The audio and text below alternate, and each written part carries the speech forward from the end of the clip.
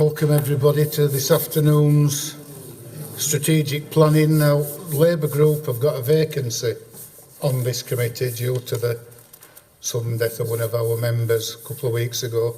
So before we go into this session, I want everybody to stand please for a minute's silence for Councillor Paul Kane.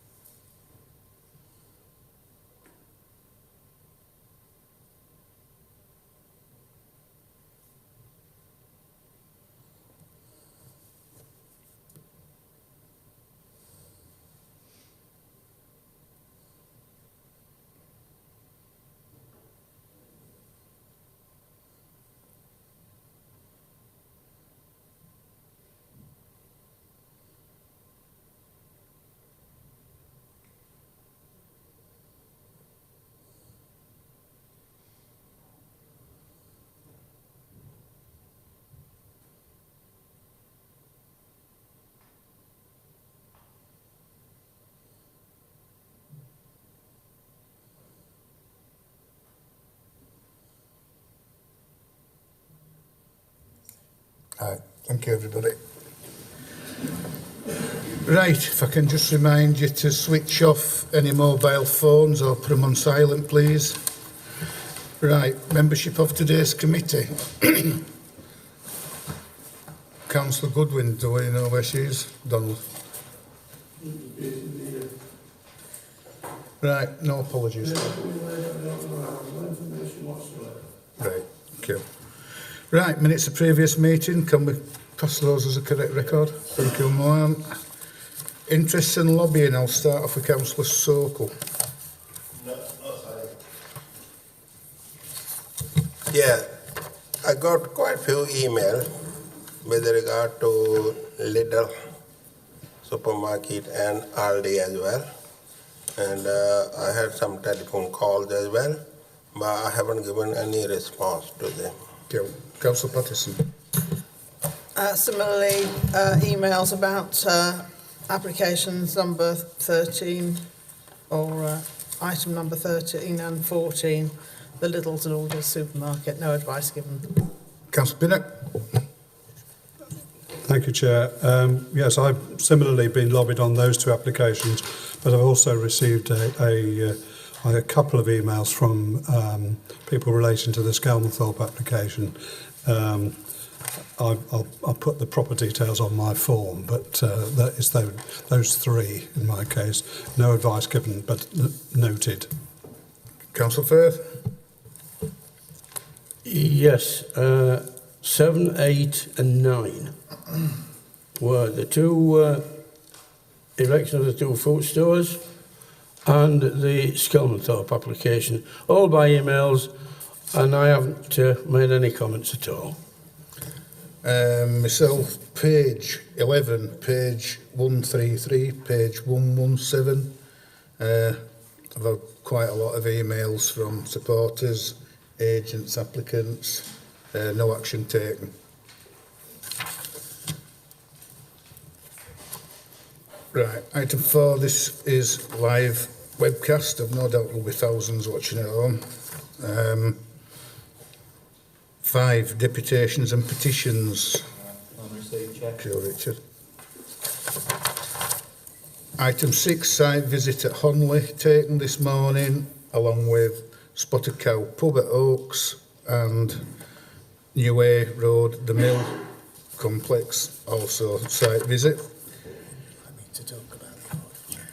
Now, yeah, due to us having two applications that were in basically a stone's throw of each other, we're going to do it a little bit different today. So David will explain how we're going to do it. Thank you, Chair. Items 13 and 14 on the agenda obviously relate to two sites for used Class A1 retail food stores that are relatively close to each other. In fact, they're 1.4 kilometres away from each other. One of the material planning considerations that committee will need to consider is the cumulative impact of both stores. operating upon existing retail centres. For this reason, it is recommended that decisions on both of these applications should be taken after the committee have heard from the officers, from members of the public and speakers, and also committee has considered it and debated both of the applications. So the decisions are proposed to be taken after we've gone through both applications. You okay with that? Yep. Thank you, Chair. Right. First application then. Cumberworth Road, Skelmanthorpe. Ready when you are, Chris? Thank you, Chair. Members will be aware that a full planning application for 190 dwelling houses at Cumberworth Road, Skelmanthorpe was submitted by Persimmon Homes, and that this application was deferred by members seeking further information at the 24th of October 2019 Strategic Planning Committee. Information has been provided by the applicant and a 7-day public consultation exercise has been carried out on the information received. It should be noted that the Council have received a high volume of objections to this latest information, mainly raising issues previously raised. Detailed comments have been passed on to the relevant consultees for their consideration, but none have raised any further objections. Furthermore, officers consider the majority of these issues have already been considered and as such will not be repeated in this presentation. Although not raised as an issue for deferral, Councillor Simpson asked officers to look into the issue of the development proposal affecting the Skelmanthorpe fire station in terms of parking. A plan has subsequently been provided and is illustrated by Highways DM that shows that the immediate area around the fire station is well protected by a no waiting at any time restriction area, barring a small section that is presumably being kept restriction-free to allow local residents to park on street. As such, it does not seem necessary to pursue any further restrictions in the vicinity as part of this planning application. In turning to matters as to why the application was deferred, one of the issues was the proposed footpath link between Heatherfold and the proposal site, which is across the large public open space. The applicant has submitted revised site layout plans now showing no access to Heatherfold. Turning to matters of landscape, a new landscape plan has been provided that consists of more trees and hedgerows and strengthens, and officers consider this strengthens the western boundary, which is shown on the above plan. Although this boundary is outside the red line edge, the proposed landscape scheme could be maintained by a residents management group company in perpetuity and can be secured by Section 106 agreement. As such, this matter, officers believe, has been resolved. Turning to affordable housing, the applicant has pepper potted more of the affordable housing, so some that were behind plots, dwelling numbers 112 Bedale Drive have been relocated to dwelling 124 Bedale Drive, and there are now several groups of affordable housing which officers now consider have been pepper potted around the site. With regards to the National Described Space Standards, the two proposed house types unfortunately still do not meet such standards. The applicant has provided a letter from Lichfield's planning consultants explaining how the National Space Standards do not form part of the statutory development plan and should therefore be given no weight in determining the application. The letter also highlights how the applicant the proposal is fully compliant with policies LP7 and LP11 of the local plan in terms of residential density and mix. Turning to the matter of education, the Education Department have been consulting regarding school capacity and school catchment areas. The Education Department have explained that St Aidan's C of E Academy was not included in Section 106 financial contributions due to it being a voluntary aided school with its own administration criteria.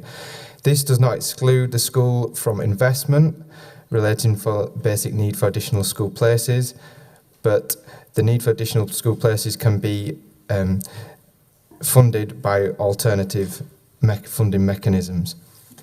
For all major residential development plan applications, the council uses a formula from the Providing for Education Needs generated by new housing policy and guidance document to determine the necessary financial contributions to be scored by Section 106 agreement. Officers consider there to be no exceptions to this policy and no additional evidence has been provided to justify why this planning application should be treated any differently. Finally, the council's school place planning processes was scrutinised and accepted as part of the local plan inspection. Now, turning to drainage, just to refresh members' minds, these photos was last presented at the planning committee, which shows the southern culvert that runs to the rear of the gardens that would be affected by this proposal. The applicant has provided a plan and a supporting letter detailing the necessary improvement works proposed both on and off site with regards to the watercourse. It is proposed that the on-site works will be undertaken by the applicant as part of the wider development scheme, whilst the off-site works would be facilitated by the lead local flood authority, who would work with local residents and ward members. The plan details how on-site works would include the construction of a replacement culvert, head walls and a restrictor chamber, whilst off-site works would include the construction of head walls, a grille and general site clearance and repair work. To assist with such off-site works and in accordance with the tests set out in SIL regulations, a financial contribution of £20,000 is proposed by the applicant and will be secured by a Section 106 agreement. Members should note that some of the concerned residents have expressed serious objections to this strategy, mainly due to the flood risk concerns and some work apparently being carried out on the site already.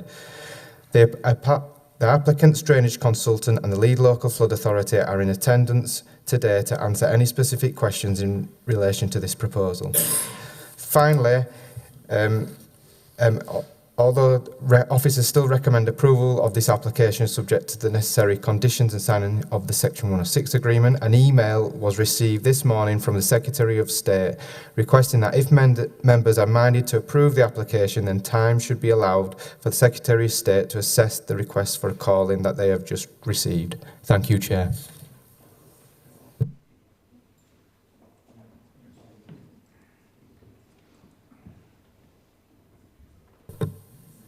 We have Ray Lawson.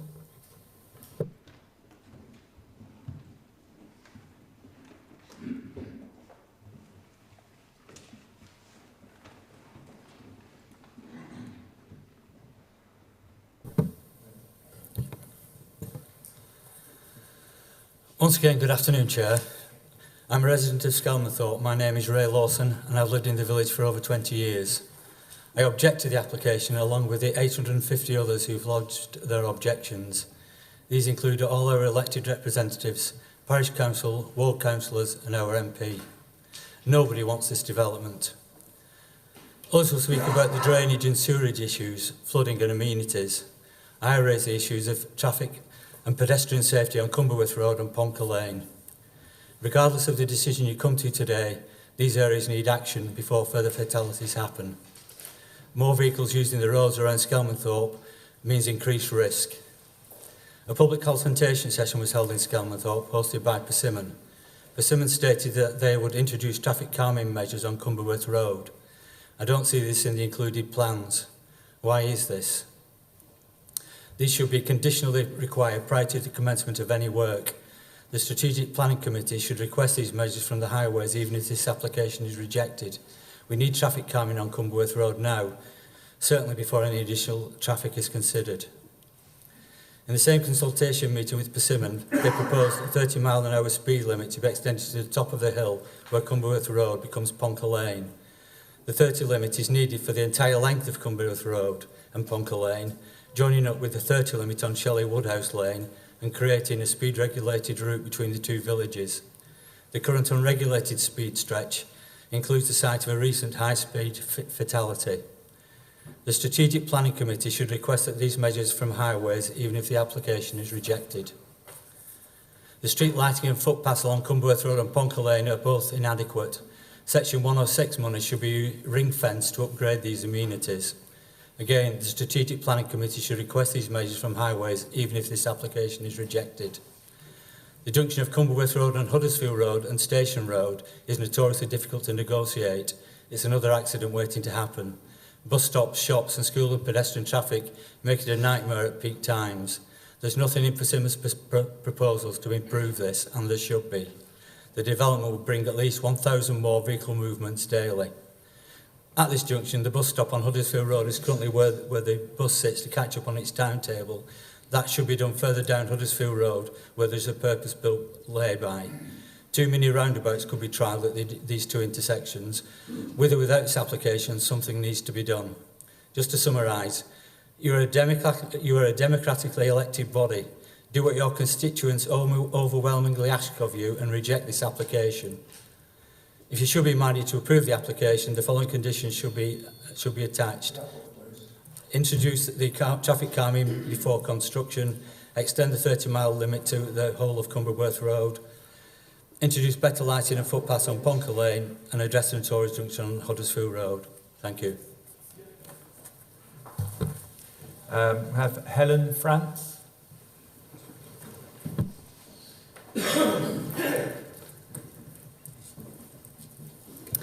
Good afternoon, Mr. Chairman.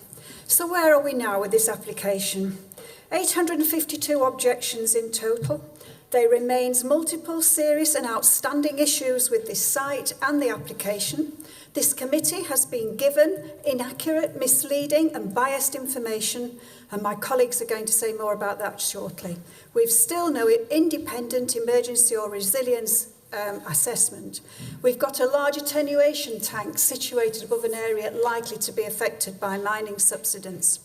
We have a proposal for 190 houses to be crammed on 4.89 hectares, the true available developable area on this site. That means nearly 39 dwellings per hectare, not 33 that's in the report that you've been given. The average housing density for Skelmanthorpe as a whole is 25 dwellings per hectare.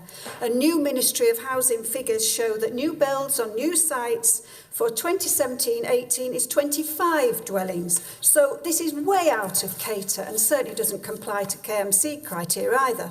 Then we look at 36% of these homes fail to meet NDDS standards owing to a woeful and shameful omission in the council's local plan policies, unlike other councils in West Yorkshire. Most of these substandard homes will be part of the affordable homes provision, surely an alarming discriminatory situation. We have homes of little architectural merit, the classic ticky-tacky identikit homes so prevalent throughout the country.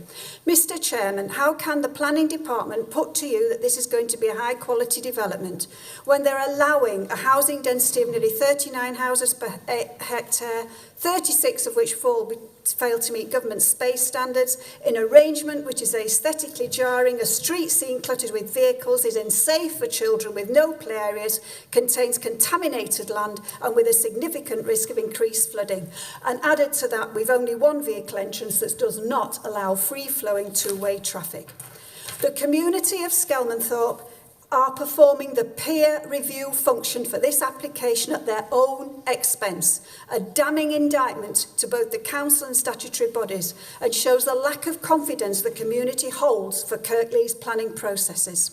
Lastly, we have a legal opinion, which you've all been sent a copy. This application does not accord with the development or national policy. It contravenes 6 local plan policies.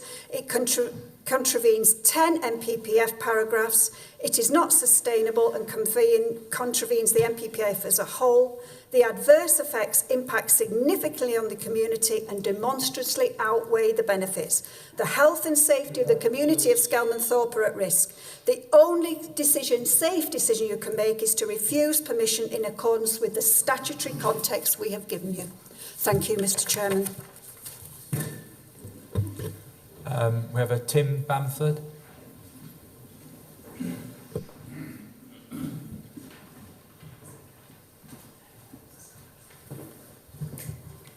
Well, Chair, members of the committee, I'm Tim Bamford. I live next door to the southern part of the site. It's a particular interest to me because the watercourse flows through the bottom end of my garden. A culvert runs underneath the site from the west and empties into this watercourse. This was constructed in the 1800s. The water from the land above site drains into it. In heavy rainfall, the field to the west of site at the head of the culvert floods and the water slowly drains through the hardcore and eventually into the watercourse, slowing down the flow and lowering the flood risk. The developer intends to replace the culvert with a 450mm pipe with a 300mm throttle at the head of the culvert to allow the water to flow at speed down the watercourse without any attenuation, and also add to it 6.3 litres per second of surface water from the southern developed area. In their site investigations, ID Civil said that the culvert was permanently blocked and trial holes hadn't found evidence of a culvert. I informed them that they had not excavated deep enough, sent videos of the water flowing into the watercourse from the bed of the stream. They returned and dug more trial holes and found the culvert, breaching it, resulting in water flowing from a hole 5 metres from my garden, over my boundary and into the watercourse, eroding the banking. I complained about this, so they then returned to fix the broken pipe, which there isn't one, which I've informed them of numerous times. The contractor sent to do this work without any notice or without permission excavated a trench from the site through my garden and into the watercourse, releasing a torrent of water, mud and debris, which then blocked the downstream outfall and caused a flood, which we had to sort out. I am now left with a waterfall in my garden. This is still the case, despite Mr Carroll's latest report saying otherwise. It is also washing the battlefield from the into the stream, silting it up.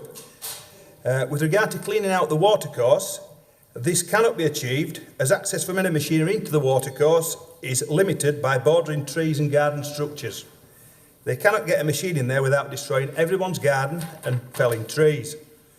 If they do succeed in doing all this work, it will greatly increase the flow of water, which will not only erode the gardens of the bordering houses, but will greatly increase the flood risk downstream of the site, where there are stone slab culverts that are very old and the condition and capacity of which are not known.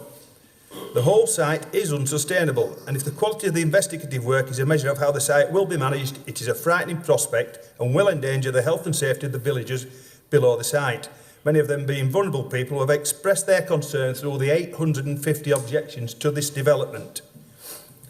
Removing the southern end of the site from the Greenbelt without the full facts around flooding being disclosed was a grave error. To approve this application would be an unsafe decision. Thank you. We have is it Claire Gould?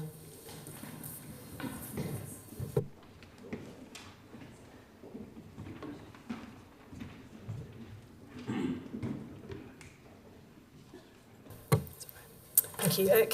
Chair, councillors, I'm speaking primarily as a resident of Skelmanthorpe, but I also draw on my professional experience in capital project delivery. I'm used to navigating the planning system myself and working extensively with stakeholders to understand how the schemes I deliver fit into the existing environment. I do not support the proposed development for many reasons. However, for the purpose of this discussion, I'm focusing on the issues raised by the increase in traffic that the scheme will bring. My main concern is the increase in traffic throughout the day and the lack of consideration for the impact that this increased traffic will have on pedestrian access through the village. There are a significant number of school children who walk through the village to and from Shelley College, Sisset Middle, St Aidan's and Skelmanthorpe Academy.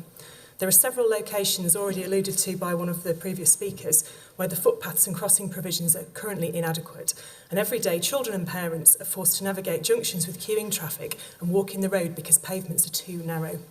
Key areas of concern include the narrow section of pavement at the junction of Commercial Road and King Street, the junction of Station Road and Commercial Road, the junction of Cumberworth Road and Commercial Road, and the lack of footpath on Ponker Lane.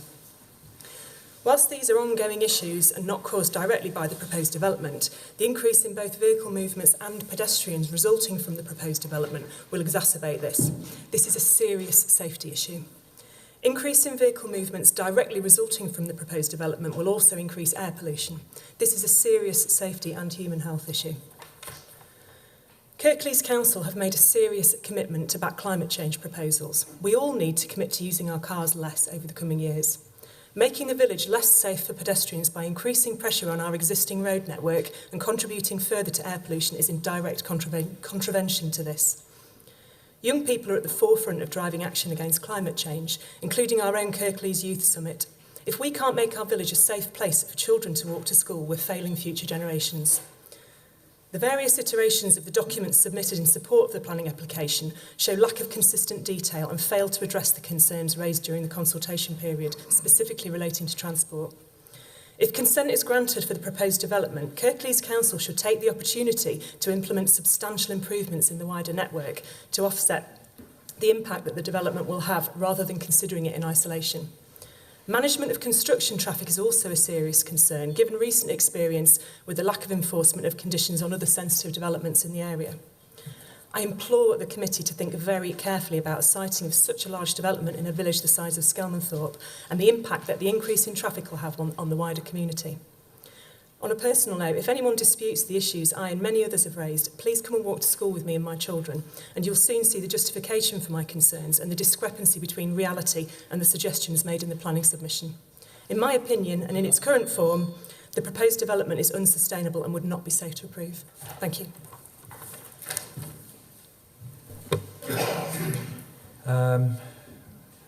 Gary Field.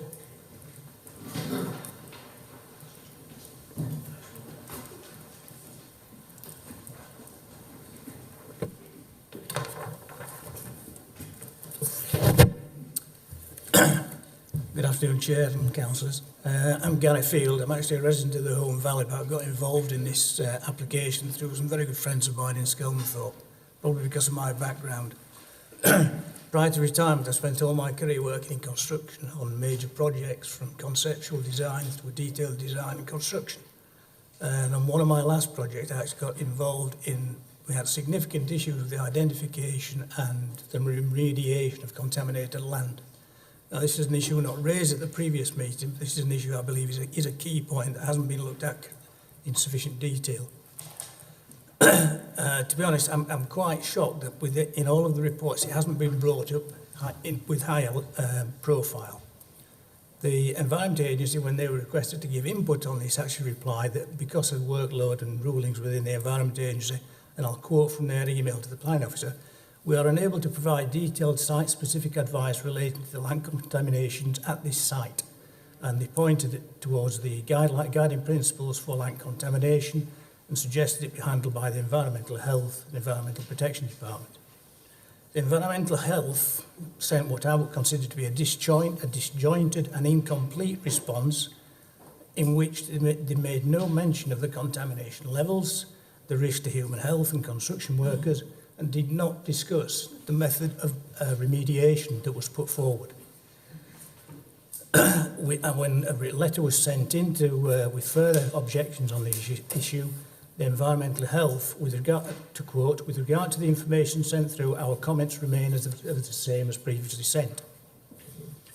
To give you a bit more information on the actual contamination, during the site investigation works by Sirius in 2018, a number of soil samples were identified which were contaminated with arsenic.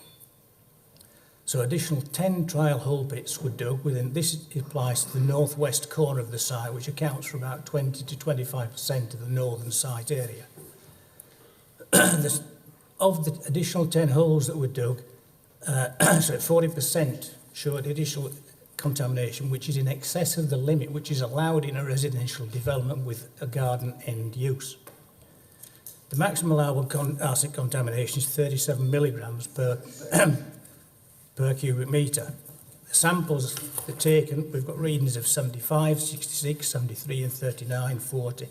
So but in the recommendations, obviously these levels are unacceptable and need remediation.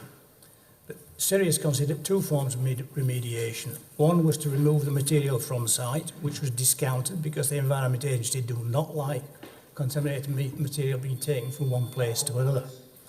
What they've actually put forward is that this material be taken and placed in the public open space area, because they have different acceptable levels of ground contamination. Far more site investigation, far more investigation is needed for this. It would be unsafe to make a decision without the serious land contamination issue being resolved. Okay.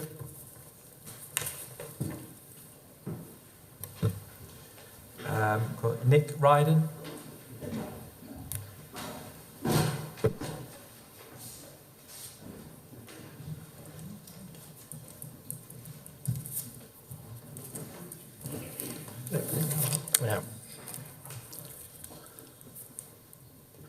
Good afternoon, Chairman, ladies and gentlemen.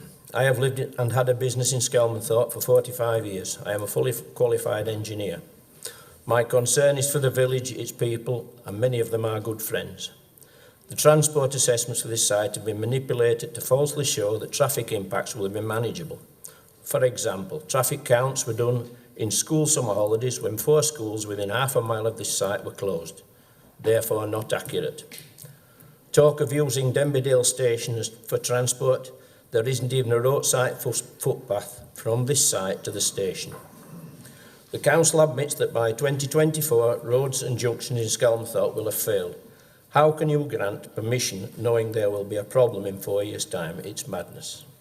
If this site and other plans go ahead, there will be 290 new homes within half a mile of each other, feeding into inadequate roads and infrastructure. It's crazy. There will be no access from Huddersfield Road to this site. There's nowhere to put one. There will be a single narrow access off Cumberworth Road on a curve. To get to Cumberworth Road from Huddersfield involves a narrow right turn, again with no footpaths and 2 blind bends. From Denbydale or Holmfirth, narrow country lanes again with limited footpaths. The only other access is through Skelmanthorpe village. Station Road has become a rat run through Emley with another 100 houses already planned for. This is a quote from the Huddersfield Examiner, November the 6th.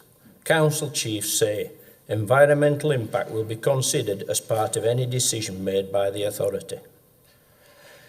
On a different note, I called to see Mrs. Doreen Betford, 37 Huddersfield Road. She lives just downstream, literally, of the northern end of this development. She asked me to look in her cellar. Enough water to keep a shark in. Her house smells damp, her garage and drive also flood. She has lived in the house since 1964. This is a very recent problem. She is an older lady and a widow and distressed. Needless to say, she is surrounded by new builds and development. What would you say to her? Is your conscience clear? Mr. and Mrs. Meakin, 51 Huddersfield Road, same problem. Fridge freezer permanently stood on 2 pallets, stepping stones to get to it, pumps running all the time. Mrs. Blacker, 72 Cumberworth Road, her house is 120 years old, suddenly has basement flooding. In light of what has happened at Fish Lake recently, should we be adding to these problems? Are you councillors, planners aware of these problems? I'm quite prepared to take you to look at them at my own expense. You will need to bring your own waders. This development is unsustainable and approval would be an unsafe decision. Thank you very much. Do we have a Hazel Sharp here? No. Richard Capewell? No. Okay. Nigel Wilson?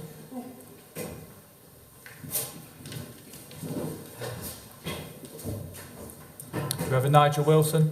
Yeah. Yep. Okay. Yep.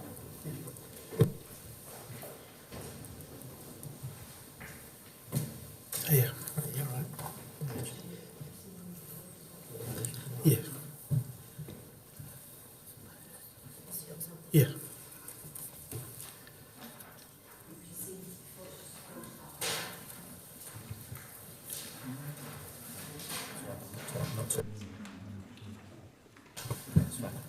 Mm.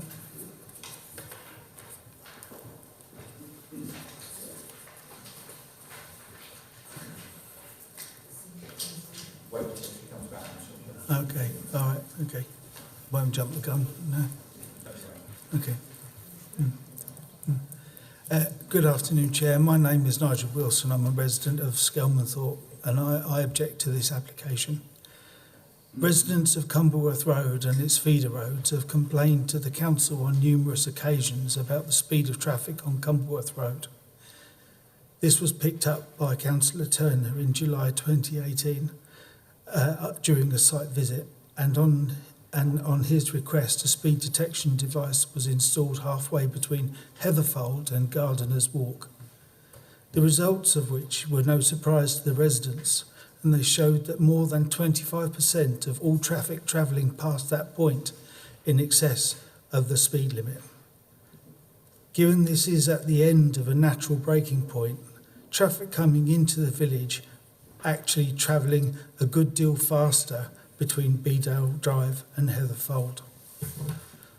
When Persimmon's agents, Lichfield, started work on the plan and came up with their preferred options of access via Cumberworth Road, they included key mitigation of road narrowing on Cumberworth Road or other types of traffic calming at various points.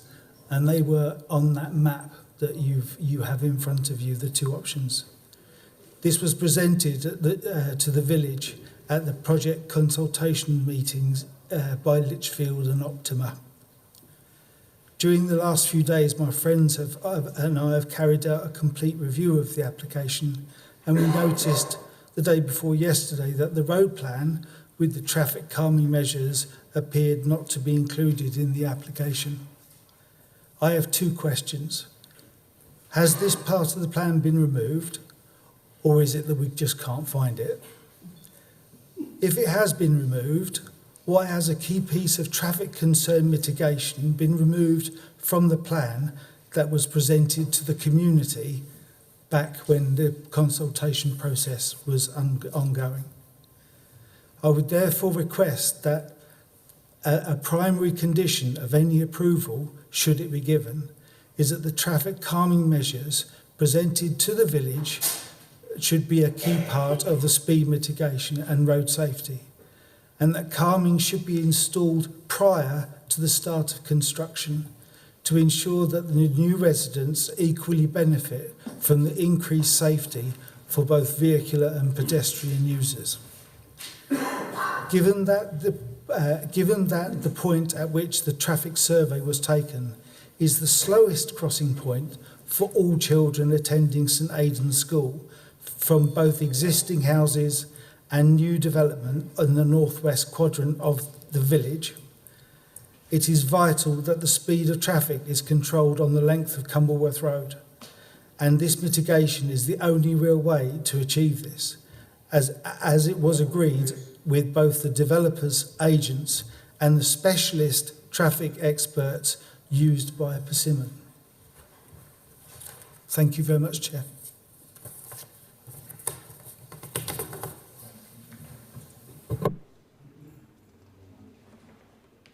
Right, so we have Paula, Sheriff MP. You can speak from there if you wish. Just before you start the 3 minutes, it's probably just important to say that because William Kerr, there are no MPs at present, so I'm currently the parliamentary candidate for the Duke constituency. I just wanted to clarify that for legal purposes. Thank you. Thank you, Chair, for allowing me to speak today, and thank you to the members of the community who have also attended. I don't want to repeat verbatim the speech I prepared for the last meeting, but forgive me if I touch upon similar points again, as I remained highly concerned by this application and the effect it will have on the village of Skelmanthorpe. The proposed development would equate to a 10% expansion in the population of Skelmanthorpe, and this does not take into account other local plan and windfall sites within the village and others within the local vicinity. And of course I appreciate that we need to ensure that we meet our housing needs, and the council has a responsibility from government to build over 31,000 of them by 2031. But an expansion on this scale in such a short space of time to a rural village is not, to me, sustainable or at all appropriate. The effect of this will be to place significant additional stress on the transport network. Councillors Simpson, Turner and myself have put a lot of work into negotiating with Yorkshire Tiger to improve local bus services, but even we will admit that the service is still not good enough. However much money is hypothetically allocated to the travel plan, the reality is that in these commuter villages with poor transport infrastructure, the vast majority of journeys will take place in private cars. And this will undoubtedly place great stress on the Cumberworth Road, Huddersfield Road junction, which is complex and heavily congested at peak times. I fear, indeed I know, that at peak times the additional traffic movements of this application will make the junction unsafe. And as has been touched on this afternoon, I also remain very concerned indeed about drainage and flooding within the vicinity of this site. I do not believe that the applicant has demonstrated that this application will not make flooding risks worse on the wider drainage network, which is contrary to local plan policy. And I'm sure we were all highly concerned this afternoon to learn from incidents, including those in Mr Bamford's gardens, including significant questions about the quality of workmanship carried out. And I'm concerned that developments such as these will not be affordable and accessible to local residents, particularly younger people who are being failed by the housing market driven by fantasy figures rather than the real needs of people and communities. So I ask you to take into account the views you have heard today and the many hundreds of objections raising real issues that this application will create. There may be a presumption in favour of development, but this does not cast aside the very real material considerations that make this development absolutely unsustainable. So I truly hope, in conclusion, that you will do what is right today and ensure that this totally inappropriate and unsustainable development, which is opposed by all local residents and the representatives here today, is rejected. Thank you. Got Councillor Will Simpson.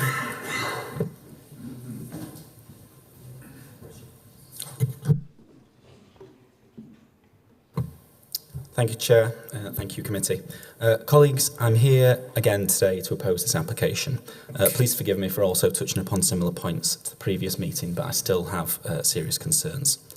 Since our last meeting, we've seen a notable increase in the contribution for maintenance of one of the culverts, which runs through and off the site. This is, of course, welcome, but we were told at the last meeting by the Flood Authority in a very upfront manner that our concerns about drainage flew in the face of their expert view.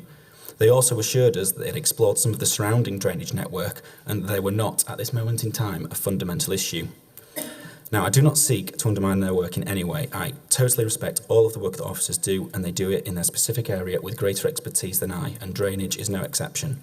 However, I and my residents have concerns, and as their councillor, it is my duty and honour to raise them. So I ask that if it is now the case that £5,000 was not adequate for the immediate surrounding drainage network, contrary to what we were told at the last meeting, how can my residents be confident at this meeting that £20,000 will be adequate to mitigate the issues that this will cause? Though I welcome the increased figure, concerns remain about the effects upon flooding. I believe that the culvert will face increased issues. However, my greatest concern is not the state of or the future maintenance of the watercourses in the immediate vicinity, but further down the network in Lower Skelmanthorpe, where all of the water runoff will inevitably travel, which is a high-risk flood area. However better maintained, the additional £15,000 will make the immediate vicinity. I still fear that areas such as Park Mill will be adversely affected, and contrary to local plan policy, the flood risk will be increased further there in particular. The local plan in its preceding LDF presented significant challenges for the council. Options were presented during the LDF with Denberdale's provisional open land sites pulled in, of which this was one, and further development to varying degrees, which me and my colleagues opposed. Of course, these didn't pass with the government inspector demanding additional housing land. But the legal requirement for 31,000 houses before 2031 in the local plan, without adequate brownfield land being offered for development or the powers to force its use, and the threat of development without control if we failed to adopt a plan, resulted in these sites remaining in. However, we were told at that time that concerns such as this, on flood risk, would receive their due consideration at full planning. Well, we're here today, colleagues, with an application that I believe does not demonstrate that it will not worsen flood risks off the site, and a local plan policy, LP27, which says that it must do that. The developer likely can't do anything more about this in its application apart from pull it, but that doesn't mean that it's not still a material consideration. Indeed, this is the place where that is meant to be considered. As I've said, colleagues, I believe that this remains a fundamental issue, as well as the great number of other issues that have been outlined by my residents. I sincerely hope that you'll agree with us and ensure that under policy LP27 of our local plan, this inappropriate development is rejected. Thank you. Thank you, Chair.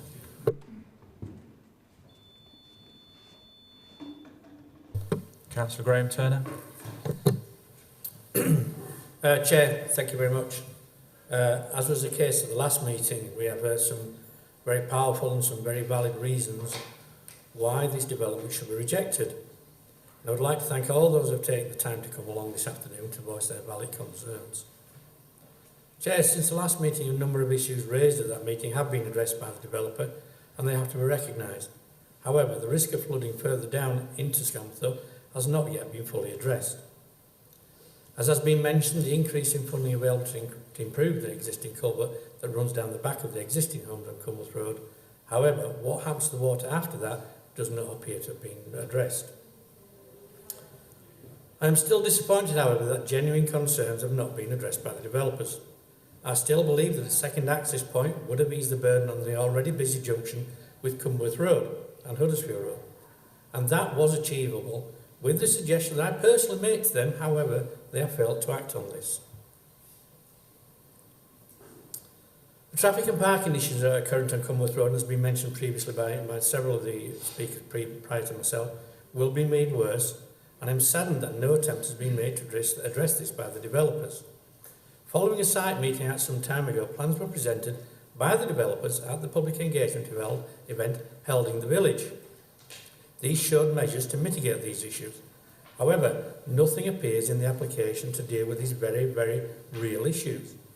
The 30-mile-an-hour limit needs extending up Cumworth Road at the very least, if not extending to cover the whole of Cumworth Road. Speed ramps and double yellow line around the existing entrance onto Cumworth Road should be put in place. Chair, the size and design of the houses has been mentioned, and they've been called into question by many here today. And I fully share those concerns. Members of the committee, I ask you, is our ambition as a planning authority to simply allow developers to build box standard homes and pack them in just to meet the artificial targets set for homes with not only Kirklees but other local authorities? Should we be involved in what appears to be a race to the bottom? We are an ambitious council, and surely this ambition should not just be limited to providing great services for residents, but to the wider infrastructure, including the homes we expect our residents to live in. This application fails to meet those ambitions, and we should provide the best we can, and not, as I've said, just join in a race to the bottom just to meet artificial targets. I'm also disappointed that this is a full application. I would have preferred an outline application where these issues could have been dealt with at a further committee, rather than rely on the conditions that are being proposed in today's agenda. By allowing a full application with proposed conditions, the power of residents and elected members to ensure that the very real concerns addressed are adequately diminished. The many issues raised today, I believe, are sufficient to allow committee to reject this application until all these issues have been fully investigated, and not to allow them to be simply part of the conditions as printed in today's agenda. I would like to thank officers that have worked extremely hard to provide all the relevant information to those questions and many objections raised to this, and thank them for their efforts. Chair, I ask committee to reject this application for those valid reasons. Okay, thank you. We have Matthew Burrow, who's speaking on behalf of the applicant. We have sorry, it's not about being misnamed. Mark Lee.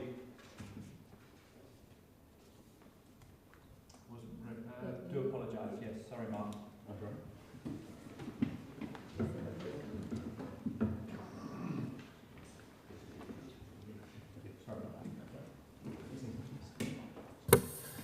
Thank you. Chair, councillors. I'm sure you'll have had a chance to consider the points that I made in the letter I wrote to Councillor Hall earlier in the week. I won't go over them in detail again now, but just to sort of reiterate quickly that I'm commenting from an informed position as an Associate Director for a leading global engineering and project management and design company. I'm a technical authority for engineering hydrogeology. I've overseen numerous projects where we're looking at the technical validity of water management, including flood risk for nationally significant infrastructure, and I'm currently the project director for the drainage design strategy for a new nuclear power station. My main concerns are that the evidence presented in support of the development are not technically adequate, and despite numerous comments raising issues in this area, there's been no serious attempt made to address these in the information that's been put back forward by the applicant's advisors. The report prepared by KRS Environmental raised over 30 discrete points which have been seemingly dismissed by the opinion of the advisors that their design is adequate and appropriate. It doesn't appear that due care and skill has been exercised, and as someone who's usually on the other side of this process trying to demonstrate that, I wish that I had such an easy ride. However, the fact remains that what's been submitted is not fit for purpose and doesn't actually address the very real issues of flood risk and the management of drainage on the site. The key issue is how much water needs to be stored and how that will be discharged from the site. The assessment as submitted has not used a robust methodology.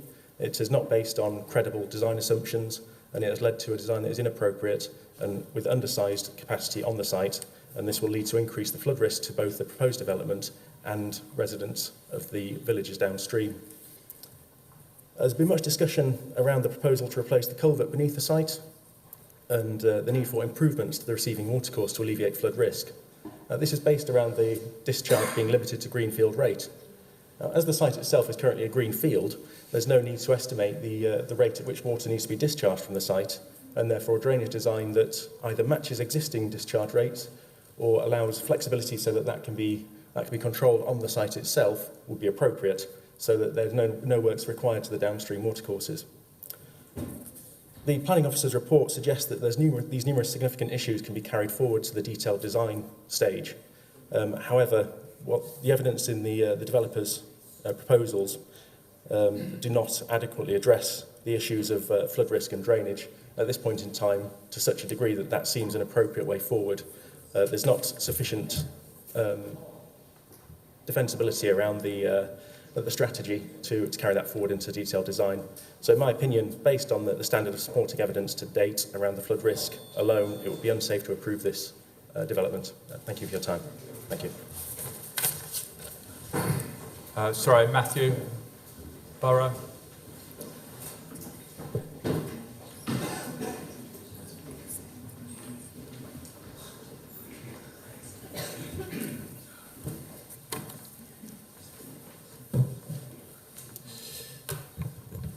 Thank you, Chair. My name is Matt Burrow, and I'm here today once again to speak in support of the application before you on behalf of the applicant Persimmon Homes West Yorkshire and Conroy Homes. The application before you is for the construction of 190 family homes and associated infrastructure. All homes have dedicated parking and private gardens. All dwellings are either 2 or 2.5 stories in height. The 2.5-storey house types feature a room in the roof arrangement and are used at key vistas to create variety within the street scene. The mix of bedrooms is as follows. There are 65 two-bedroom dwellings, which equates to 34% of the total number. There are 86 three-bedroom dwellings, which equates to 45% of the total. And there are 39 four-bedroom dwellings, which equates to 21% of the total. It is clear, therefore, that there is a higher proportion of starter homes proposed, which are designed to meet the needs of first-time buyers and those on lower incomes. At the Planning Committee of the 24th of October, members resolved to defer their decision for the following key reasons. Drainage management of the southern watercourse, the allocation of education contributions, the distribution of affordable housing within the development, the strengthening of the trees on the boundary and clarification of the off-site buffer planting, consideration of the footpath link connection with Heather Fold, and the fact that some of the dwellings proposed were under the relevant nationally described space standards. I address each matter in turn. First of all, drainage. Drainage matters in more detail will be covered by Mr Darren Linklater of ID Civils, who is also a registered speaker. However, I would like to address some of the points raised by objectors regarding recent site works and the newspaper article published last week. The works undertaken last week should not be seen to be part of the planning process. A report of flooding was conveyed to us by the lead local flood authority, and we were asked to effect a temporary repair of the culverted watercourse. Persimmon, as ambassadors for the landowner, responded to this report at the earliest opportunity. Effectively, the works were undertaken by a contractor on our behalf and of the landowner, and should be seen as a piece of estate management to solve the flooding issue, and therefore not something to facilitate development or influence or assist this planning application. I understand the education matters have been addressed in the updated report. The affordable housing has been there's been some slight alterations with regards to the location of the affordable dwellings, which has resulted in 5 or 6 pockets of affordable housing dispersed throughout the development site. The off-site native planting buffer has been enhanced with a number of additional trees, and the width of the buffer will be a minimum of 5 metres. The footpath link has been removed onto Heather Fold, and regarding highways access, which wasn't seen as a reason for deferral, I would describe the need for a second access as, first of all, not a policy requirement, and secondly, it's not achievable. There's no viable alternative access. Members of the committee, the scheme before you has evolved through an iterative process whereby the applicant has worked with the local planning authority to develop a scheme which is acceptable in design and policy terms. The proposals are fully compliant with national and local planning policies and therefore should be approved without delay. Thank you. So we have Darren Linklater, who's a drainage consultant.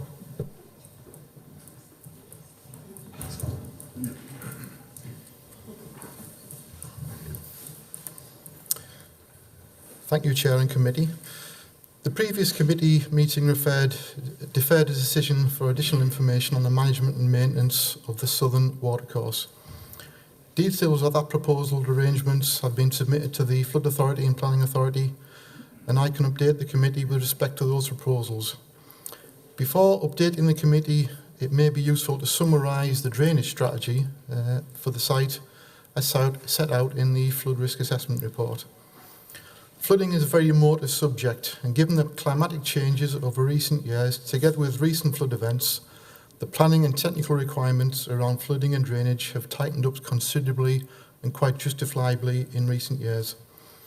Kirklees policy and national guidance states that developments on greenfield site must not increase flow to the receiving watercourse or sewer. The Kirklees standard annual greenfield flow rate for greenfield sites is 5 litres per second. That's set out in development control policy. The site topography splits into 2 outfalls. The majority of the site, approximately 3.5 hectares, falls to a stone watercourse behind properties on Huddersfield Road. The greenfield flow rate, in accordance with the Kirklees policy, to that watercourse is approximately 18 litres per second from the site.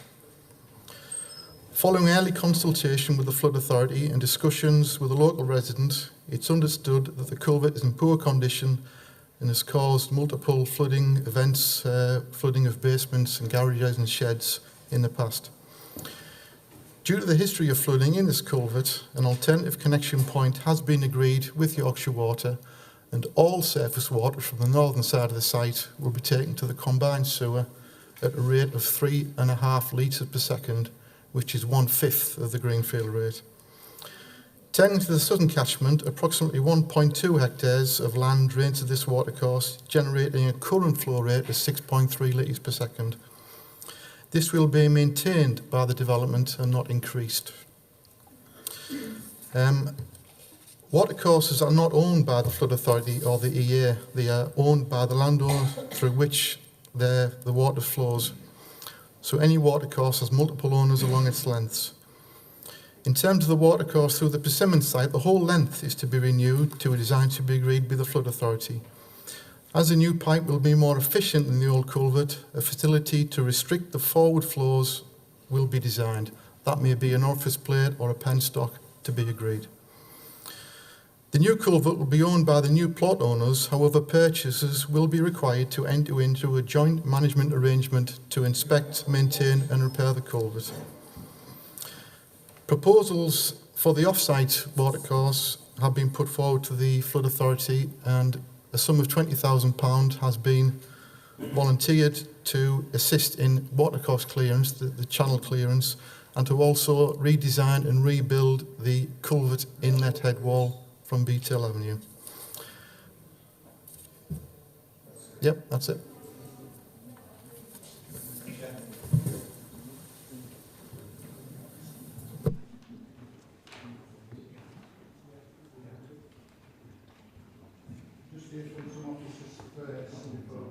To committee members.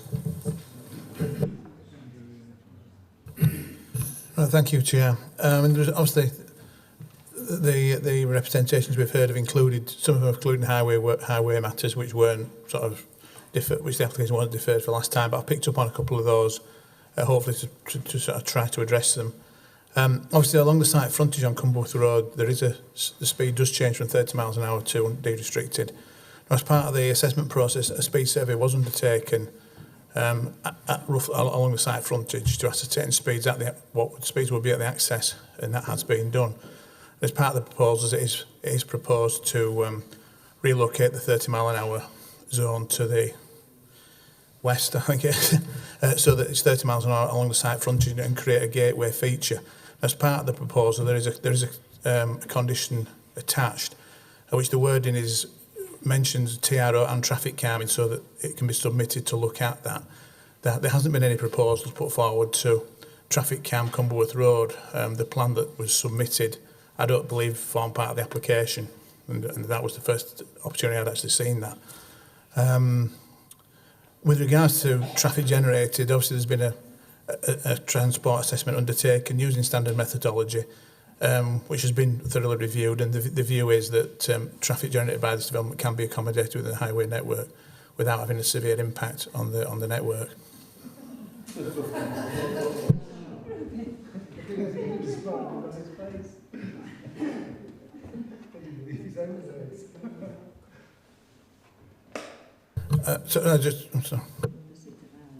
Just a couple of the points that I just picked up on.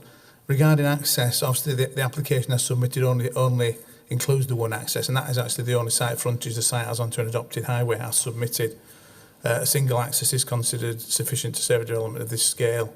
The access is designed to accommodate two-way flows. It's standard estate road 5.5 metres wide with footways. So from that perspective, the access is considered adequate to serve that development.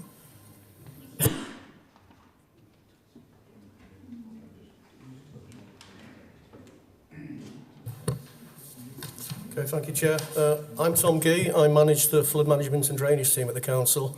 The lead local flood authority function is delivered by my team. Can I make some general comments about the function of the LLFA in relation to planning applications? Our first priority is to ensure that flood risk is not increased for residents on the new site and residents that occupy adjacent land. That is an absolute priority for us. If we're not satisfied that the application satisfies flood risk, we will object. We do object. The government created a role for LLFAs to advise the planning department on flood risk and drainage provision. The government allocated what works out to be between 3 and 4 hours of time for each application. We've spent approximately 60 hours of time assessing the drainage on this application. Now, you might disagree with our opinion, but I don't want I don't want you to underestimate the amount of time that we've invested in this to try and find a solution that is safe. It's not a complex site in terms of drainage. We have far more complex sites across the district where the topography is challenging and site constraints make it quite difficult to find robust solutions. This is quite a straightforward site to address from a drainage and flood risk point of view. A colleague within the team has been involved in the lengthy and detailed discussions with the applicant in relation to finding a solution that is acceptable to us.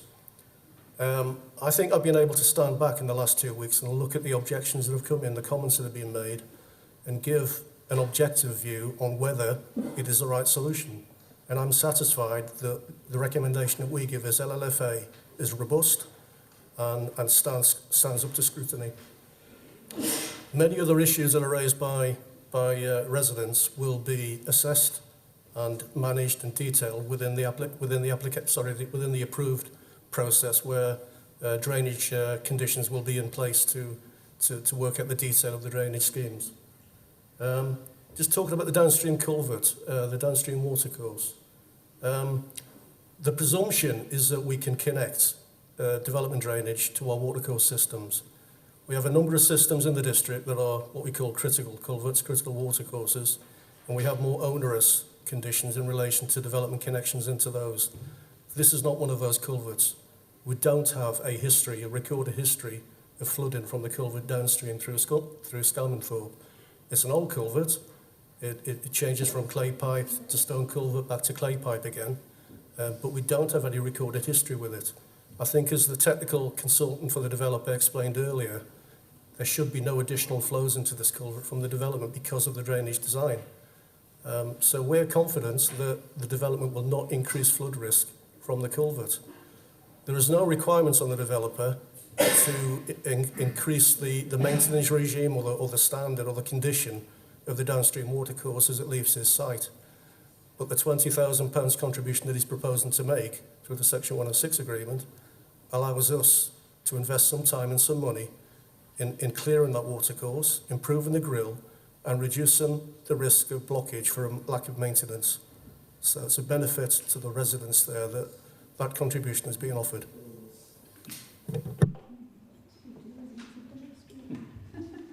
Right. Members, it's open to you.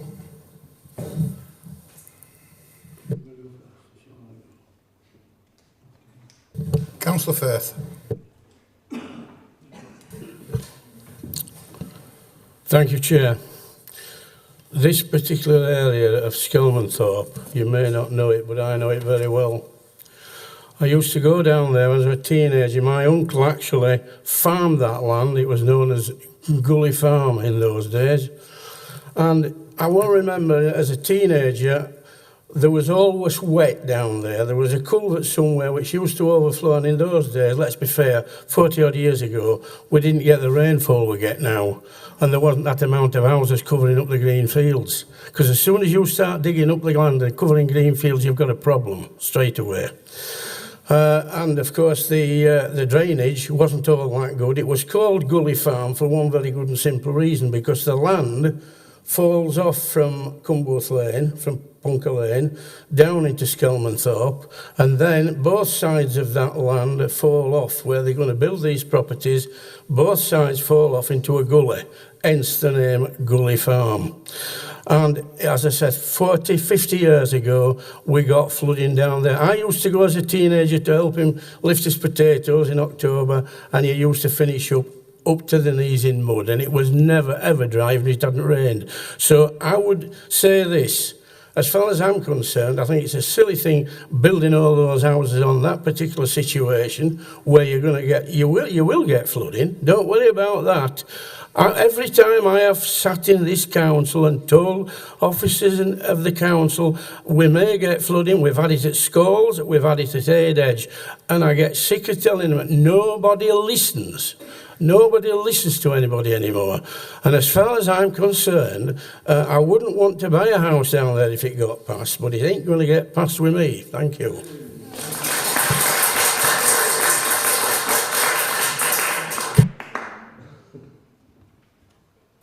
Carol, then Milan, and then Councillor Pinnock. Thank you, Chair. Well, my concern was not the drainage or the flooding, but was the education and that provision and how that was to be apportioned across the schools. I think we've had a reasonable response from the Education Authority about that.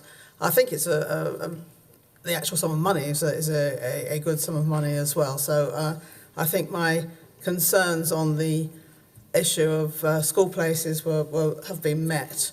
I have to say I did on was it the 7th of November, the Friday after the big rains, I did take myself out to Skelmanthorpe to have a look around. I did see flooding on the main road. I saw sandbags.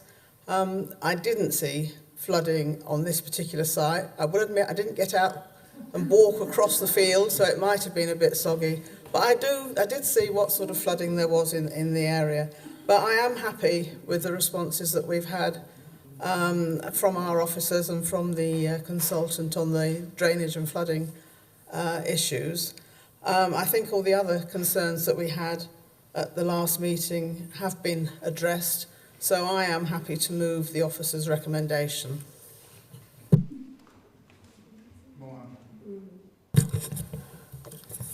Chair, on the last committee meeting, I actually proposed to defer this item, on a few issues, like footpath link should be removed from the Heatherford roads, which might have caused some antisocial behavior. And the second was distribution of affordable houses. A third was, which I haven't heard anything, it was about, I thought applicant and the residents should sit together as a neighborhood, talk about the issue raised by the resident, but that I haven't heard it been happen or not. I don't think it happened yet. I'm happy with these two issues. They remove the link footpath and distribution of, but I'm still concerned about some quite few residents who are expert on the flooding. Risk of flooding is still not addressed. I'm not sure how far the applicant have gone to address the flooding. I heard from my colleague, he said when there wasn't any flood. So will the officer or the applicant tell me that the meeting should have been arranged between the residents and the applicant happen, and the flooding risk is still there, not addressed? Can an officer explain to me? Sorry, I missed the question there. What was the question? Did a meeting take place between residents and the developers in order to try and iron out some problems which were put by Nolan at the last committee meeting? Sorry.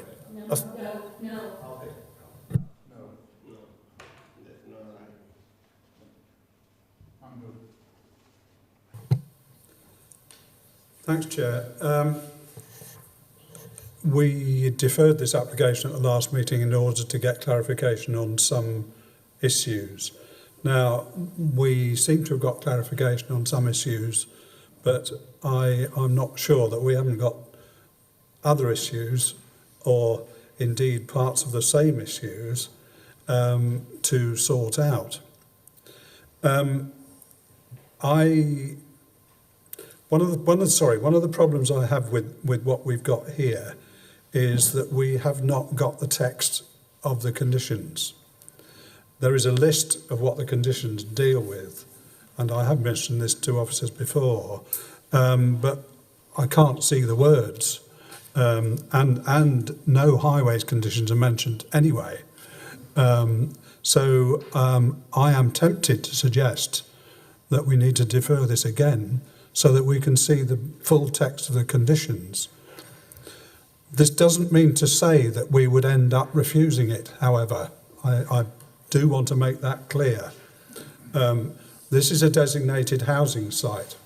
It's gone through the planning, the process of examination by an inspector of the whole plan, and I know from having been to some of those hearings how much work that inspector put into questioning all the sites in the plan.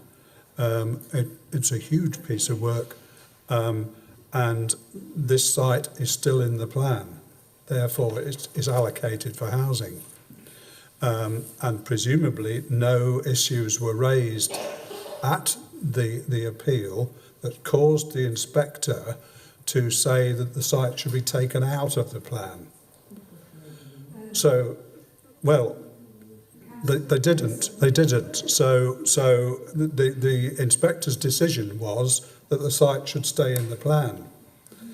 And as far as I'm aware, unlike some other sites, there are no footnotes to this site that say that certain things need to be done before this can be developed.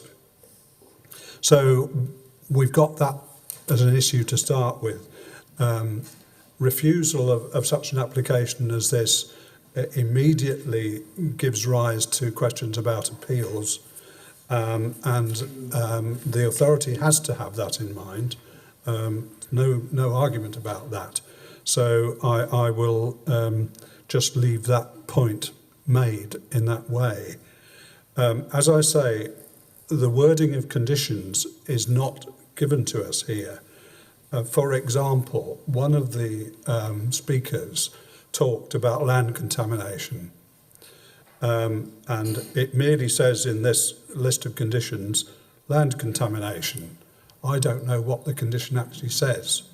The person concerned did say what techniques are used to deal with land contamination, but I still don't know what the condition says. I'm not happy about that. The other one, and the one which has caused quite a few speakers to talk about is drainage management associated with flood risk and so on, particularly off-site. Now, I hear what Mr. Gee said to us, and I respect his professional opinion, but I can't see what the wording actually says.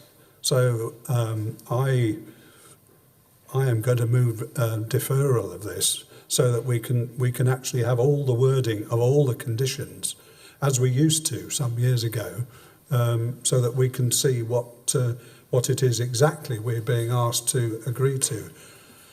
I'm sorry to do this in a way because this just continues the process when we should be making a decision. But there's only 5 of us at the moment. 5 councillors are entrusted with making a decision about this. And for my part, I don't have sufficient information here on which to make a decision. As I said at the beginning, that doesn't mean to say we will eventually refuse it. I have to make that clear because this is a designated housing site. But I do need to know what we're being asked to put our names to.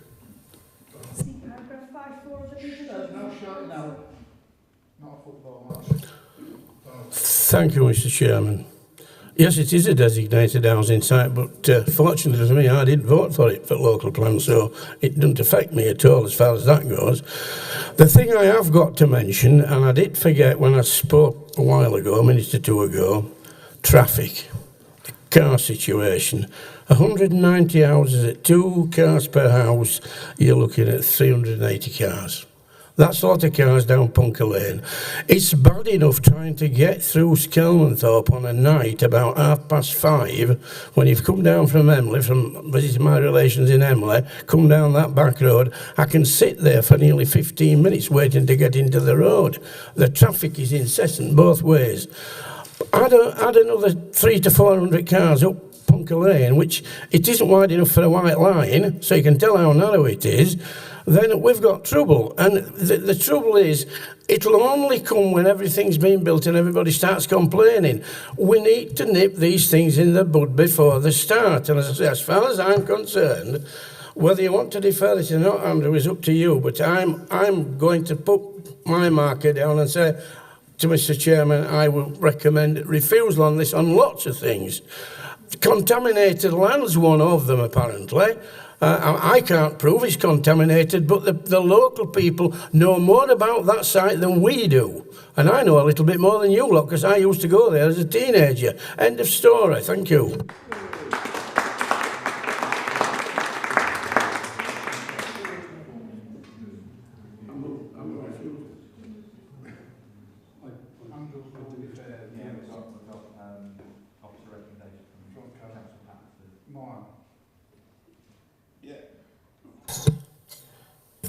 Chair, I think there are still some issue to refer. I'm not going to follow as Councillor Donner has said. We refuse the application. We did not refuse it.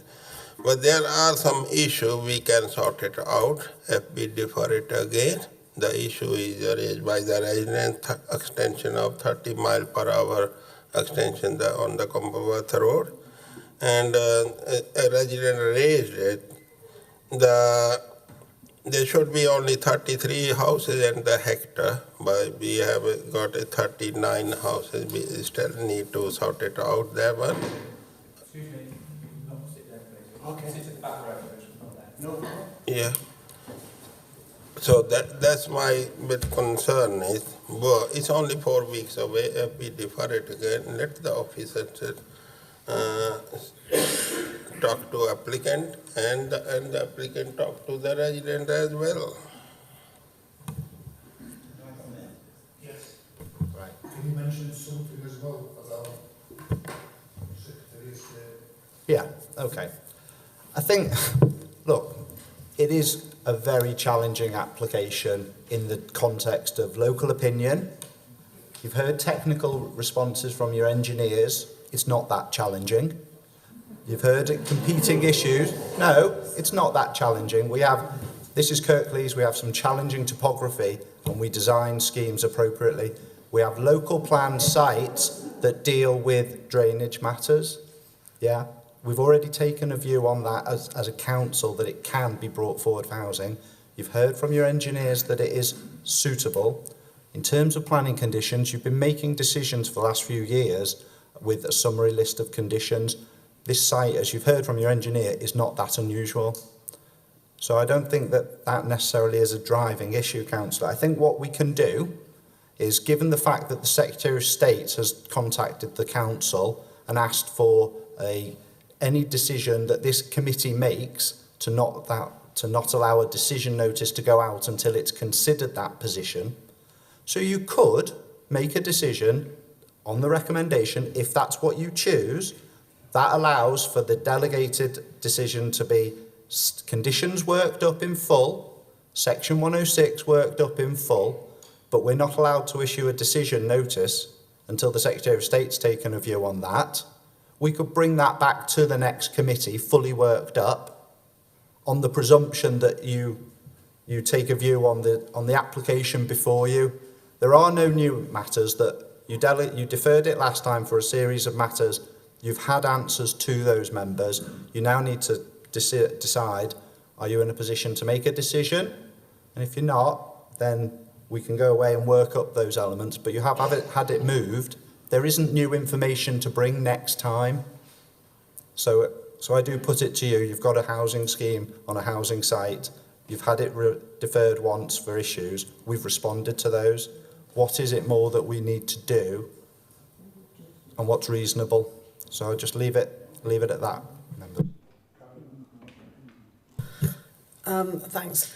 I have to agree that we have had or delegated to the head of strategic investment the detailed working up of conditions for some time now. But I think the way forward that has been suggested, that we make a decision, whatever that might be, about this application, and I mean, if it is then to be called in by the Secretary of State to have those conditions worked up in full and the Section 106 agreed in full or written out in full, then to be honest, I think that decision then by that will be everything that the Secretary of State will need to know, and they will end up making the decision. So I think it's a reasonable way forward for us.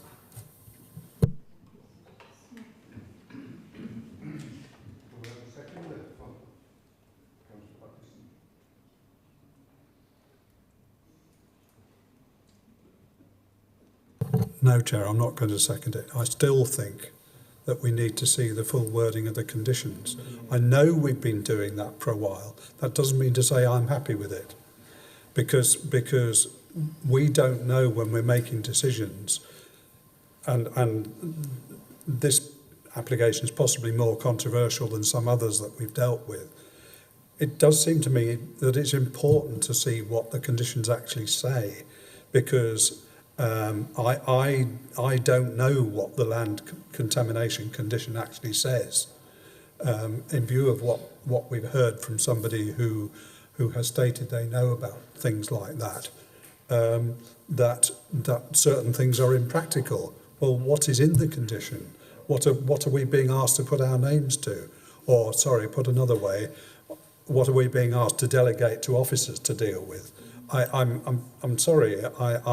This is something that councillors used to be able to see, but haven't for a while. What we're saying is we will make a decision today, and we will bring back. No, excuse me. I've listened to everybody. We're asking members before them with a recommendation, and we will bring back the worked up Section 106 and conditions. That does not mean a decision notice gets issued. The Secretary of State has written to us and said, can you abstain from issuing a decision until they've had a chance to consider it? So the council here has all the information in front of it. It's up to members what you want to do. It's your decision. You've got a recommendation before you. I don't think we can do anything further and we can't issue a decision anyway, as a council, you can make a resolution on this application. It's, members, it's your decision. We're trying to help you on a housing site where you've heard the issues and you deferred it for technical issues. You've had that response. What more can we do as a committee and as an LPA to advise you?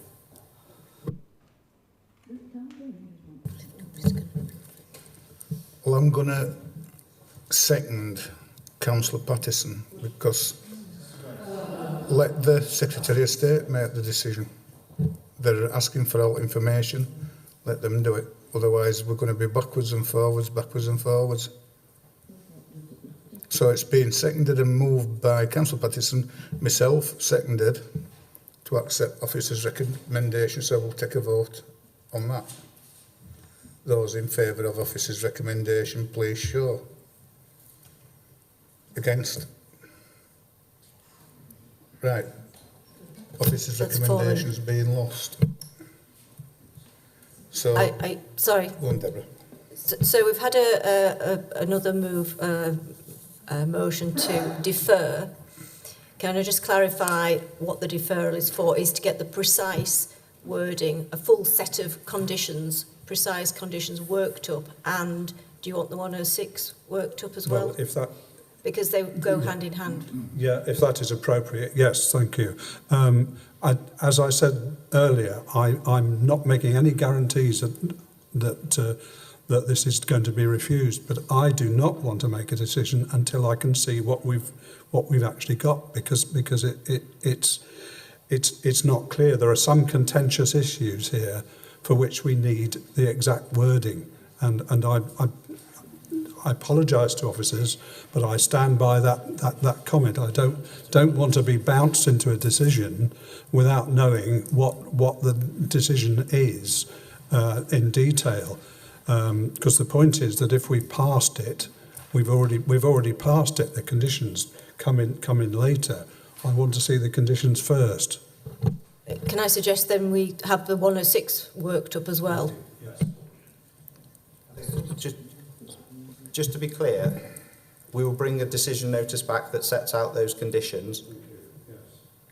That's it, though, in terms of that and the 106. And then there's no further changes to the scheme. Are there any other issues? Because this is your opportunity, if there are. We were always able, as members of planning committees, to amend conditions. The wording is there for the members of the committee to be able to look at and pick over, if you like, and make recommendations to change them if it was appropriate. It's happened many times in my career as a member of the planning committee, and I defend our right to be able to do that, because we are part of the planning authority. It's not just officers, it's us as well. So this is why I think it's so important that we are able to play a full part in that respect, to see what we're being asked to recommend, that, and in this case, delegate to officers to approve. I rest my case. Come on. Yeah. Chair, we are the members here. We can't consider those a list of those issues coming back here. We have the democratic right. Yeah. We will consider it. If it's acceptable, the members will vote for that. If it's not acceptable, members will. But we can't say we can't make amendment. Yeah. Thank you. What I would say on conditions is the government require us to write them up in conjunction with the applicant. That's what we're required to do. So we will do that over the next few weeks. Pull that together, and then you'll get a list of conditions and the draft section 106 won't be assigned, but you'll get that worked up. We want to help you make the decision, but there isn't anything further we can do to the scheme itself. So I just want to be clear that it will be conditions related to the scheme on this, because I don't think there's anything further. I think you'd have to make a decision on that scheme, and if you accept it, you do, and if you refuse it, you refuse it. But it's the conditions for the scheme in front of you, yeah. Okay. Right. Chair, can I just speak? Yeah. I did actually recommend refusal. I didn't get anybody to second me, but I still stand, I am against, totally against this plan. Thank you. Are you moving refusal? Are you moving refusal? You're moving refusal, man. I was assured. Right, take. We've got a seconder for deferral, though, on the grounds of fully worked up conditions and draft 106. I need a seconder. So there's no seconder, so then it's down to you then. Who will second Donald in refusing? Are you seconding deferral?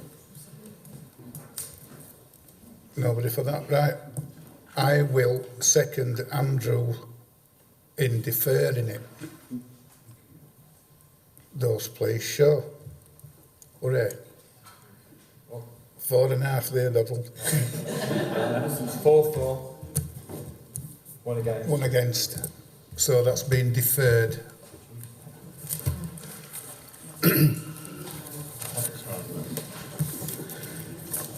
Next.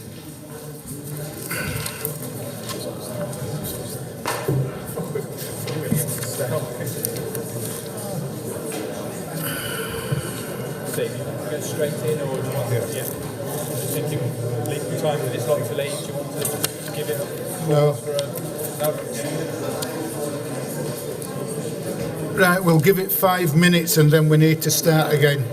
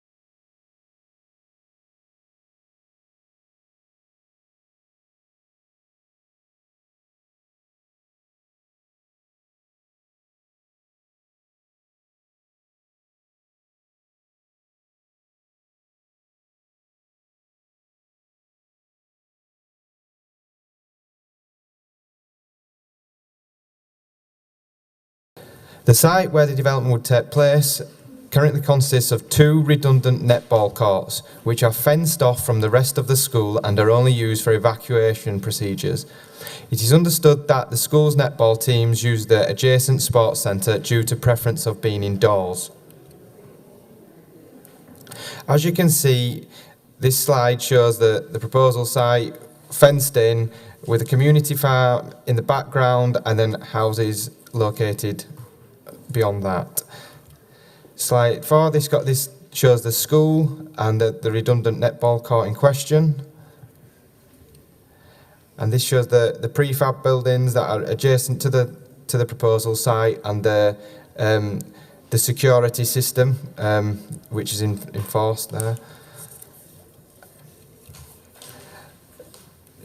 This is the neighbouring car park to the site where there would be access to. This car park is served by an access road that runs in between the leisure centre and the school and connects with Windmill Lane. And this is the southern boundary of the site.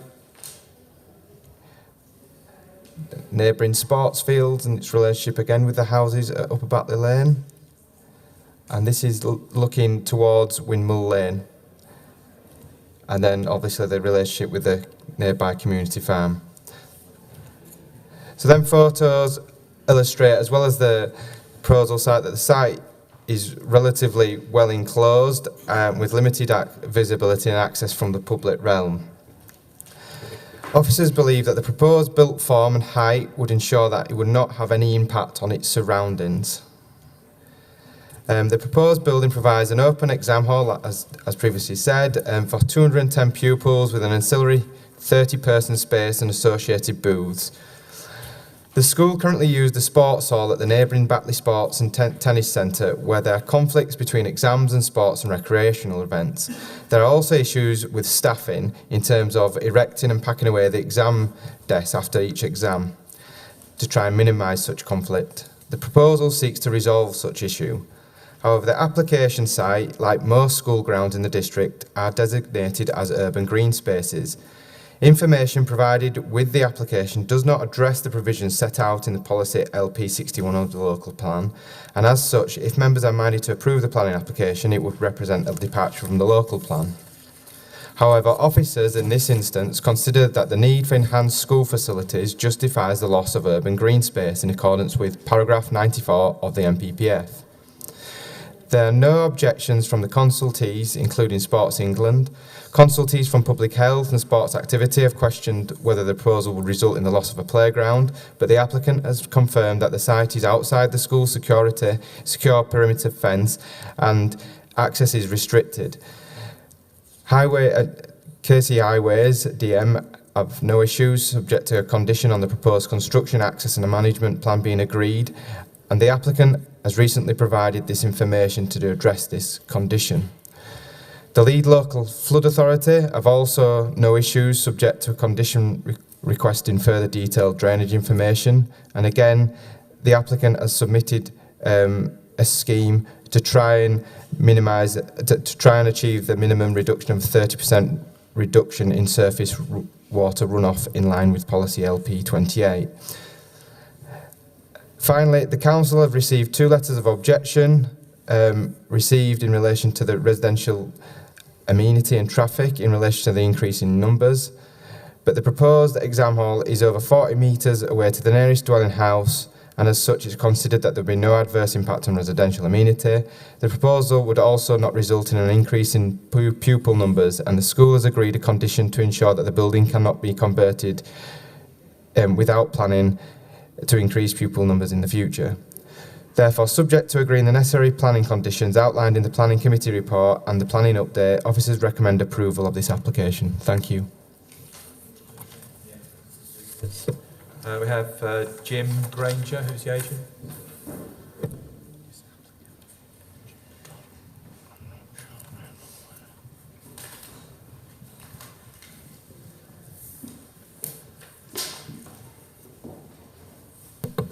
Afternoon, Chair, councillors. I'm speaking on behalf of Batley Girls High School. I'm Jim Granger. We're the agents for the scheme. I just wanted to emphasise the reason that the school are looking to create this space. The school's been successful through the evolution of the education system, and it's also developed a community hub with the neighbouring sports facilities. But the emphasis on the exam system has created a conflict of interest which has created difficulties for them during the exam season. Last year, they had over 30 days of exams when the sports facilities were unavailable for the community to use and the rest of the school to use. And that was condensing the exams within a short space of time. With a dedicated space, they would have more flexibility to allow them to spread the exams over a longer period. They also have less pressure on recreating sports facilities when the exams are finished. And it will also provide a single volume space for assembly purposes. The school at the moment has to use the sports facilities when they gather together. This would give them the opportunity to yearly, bi-yearly, the assemblies that happen on a weekly basis will be able to take place within this space. Thank you. I also have a Christopher Aitchison. Is he not? Okay. Mark Limbert, who's the assistant head teacher.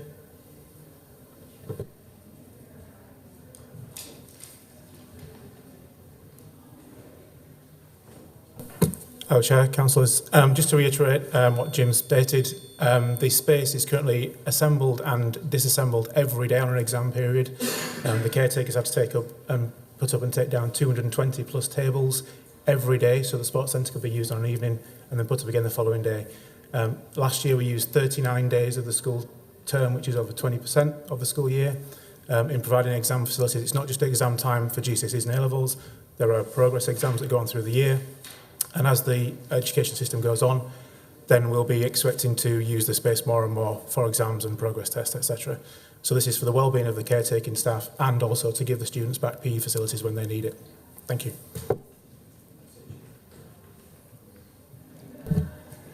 Members? Seems pretty straightforward to me, does this one? Moved by Councillor Sokol. Seconded by Councillor Firth. Those in favour? 5-0. Application's approved. Next, page 87.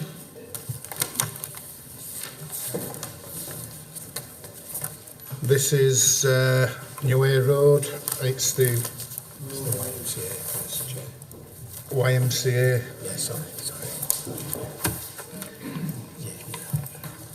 Chris again. Sorry for me to talk again, Chair. Thank you. This is the plan application, was submitted in full in February by the Huddersfield YMCA. It seeks for the installation of an artificial sports pitch, the erection of new floodlights, associated access works and the formation and laying out of a car and coach park for approximately 126 spaces and landscaping at the YMCA sports grounds at New Way Road. The application represents the first phase of a master plan to eventually redevelop the whole site and with enhanced sports and recreational facilities. So this slide shows existing access arrangements with New Hay Road. It also shows that it serves one of the properties to the right. The main car park at the moment, which serves about 75 spaces informally, and please note the boundary treatment to the houses at Hadrian's Close. We've got the car park near the clubhouse, which is just beyond the main car park. And then this is the new access road that the YMCA would like to be created, which some is made and unmade ground. This is the new access point that would have to be created where the stone wall is at the moment. And this is the concerned rugby field that would be replaced by the artificial pitch. And this image is looking towards the clubhouse. And as you can see, there are a number of mature trees that benefit from a tree preservation order. And then these slides that I'm showing you represent the outlook of the adjacent residential properties, which to the north previously and to the south now. And although that The sports pitch that's in the plan application, red line, boundary, does not have any floodlights at the moment. It should be acknowledged that there's floodlights in the vicinity of this sports pitch on surrounding sports fields. The application, as previously said, proposed a one-way system and the necessary works to New Way Road. Vehicles would drive in via the existing access point and then out via a new access point where that wall I showed you. This is in the aim to address any long-term issues associated with the master plan for the overall redevelopment works of the sports grounds. So this is the master plan, this is the plan, and the red line boundary is the phase 1 of the master plan, which is in question today. It shows how an artificial pitch would replace an existing rugby pitch and the erection of 4 floodlights. There's no elevational details of the floodlights, and there's limited details included in the application of the artificial pitch.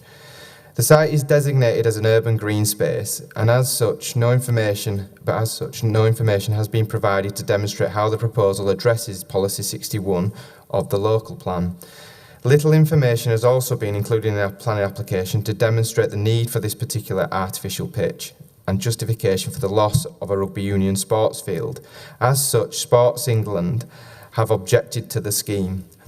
The tree officers also objected to the planning application due to the potential loss of mature trees that are protected. Also, the highways officers objected to the scheme, questioning how a safe internal access road can be constructed without the loss of significant number of trees. Both officers have requested further information detailing the trees to be lost and justification for their loss and mitigation planting, but this has not been provided. The application site falls also within a bat alert area, which identifies areas where bats are more likely to be present. Although the application is supported with a bat survey, it is considered insufficient by the Council's biodiversity officer. Further work is required, but this cannot be carried out now until April to September next year. The biodiversity officers also raised concerns about the potential loss of mature trees with no mitigation planting proposed. Although noise and lighting assessments have been provided with the application, environmental health officers also raised concerns as such assessments are not site specific and refer to the overall master plan area rather than the actual red line boundary. And finally, there's been 7 letters of objection from properties adjacent to Hadrian's Close. These primarily relate to the proposed intensification of use of the car park and the proposed loss of trees and shrubs, as well as the impact this will have on local wildlife. The applicant is aware of all these issues raised by officers, which were in April, and intend to address all the issues raised, but acknowledge the ecological issues cannot be addressed until summer next year. Officers believe that a scheme can be achieved, but without sufficient information at this stage cannot recommend approval of the application. As such, the applicant has accepted an extension of time for this application to be presented to members today, and if members are able to accept the application to be refused, the applicant will then have 12 months to resolve these outstanding issues. Thank you, Chair.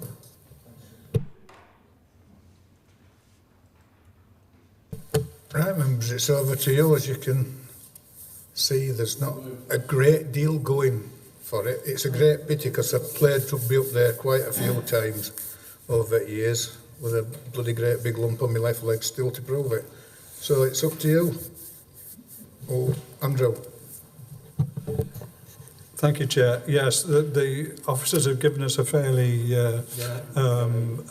heavy guidance as to what to do with this.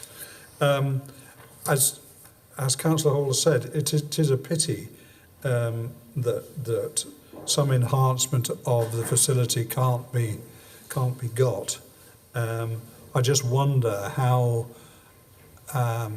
detailed the discussions have been about what their overall plans are, and whether they've been advised not to do this or to do something different in order to try and achieve what they want. I mean, I think in the end I will agree with officers' recommendation, but I'd just like to know whether there's any way forward for improving the facilities that they've got there, other than doing things which the authority disapproves of. I understand extensive pre-application discussions have taken place with the YMCA before the application was submitted. We had a series of meetings in April this year telling them what they needed to do. I think that they just need to do the supporting information, do have a look at what assets they've got on site and what's required to move the application forward and what supporting information they need to do.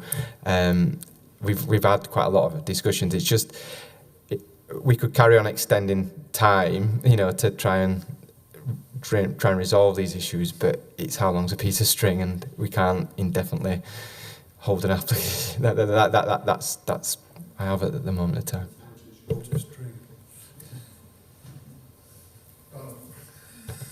Thank you, Chair. Yeah, there's one part of this recommendation I'll read, and it says the development of the site will result in the unacceptable loss of protected trees for which no detailed assessment or mitigation measures have been provided.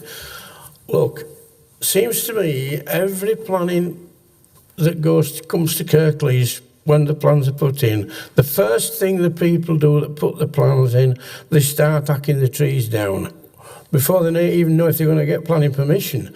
We've just had it in Honley, beech trees being cut down. They haven't got permission yet, so why can't we put temporary tree preservation orders on these trees whereby there is planning permission going in before these people have a chance to cut the trees down? Or we're going to be a treeless society in a bit, There's more trees being cut down over the last few years than there's been in the last 10. And I think it's time now that we started looking. We're supposed to be in a climate change and keeping the trees. We're not doing anything about it at all. We've got a guy who's supposedly on the cabinet looking after trees. Well, is he doing his job? Is somebody telling him when the trees are going to be cut down? Answer is no. I had 4 cut down on my patch, not over long ago. I reported it to the council, and really at the end of the day, nothing was done. All 4 of them were cut down. There was only one that was leaning towards the road. The other 3 were fine. But this guy said to me, we cut 1, all down, 1 down, all down. A bit of a union job, 1 out, all out. It's 1 down, all down. And I don't agree with it. These trees were 70-odd years old, believe it or not, mature, good trees. There were nothing wrong with them. Gone. And when you cut a tree down that side, you actually have 200 gallons of water going spare. So where those trees were, there's 800 gallons of water going nowhere. Add that heavy rain to that 800 gallons of water, you got a flood. End of story. So please, can we as officers look in to the situation on even temporary TPOs would be fine, but something to stop these people cutting trees down. Simple as that. Thank you.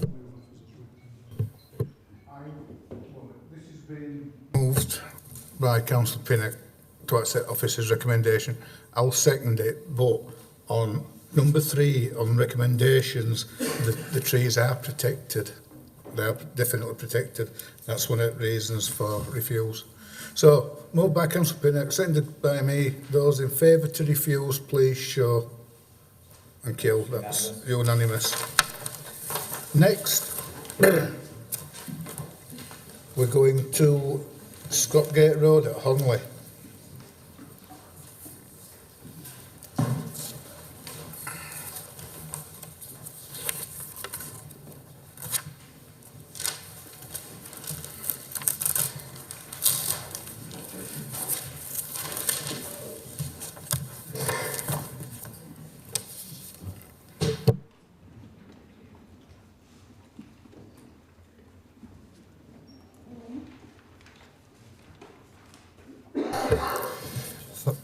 Thank you, Chair.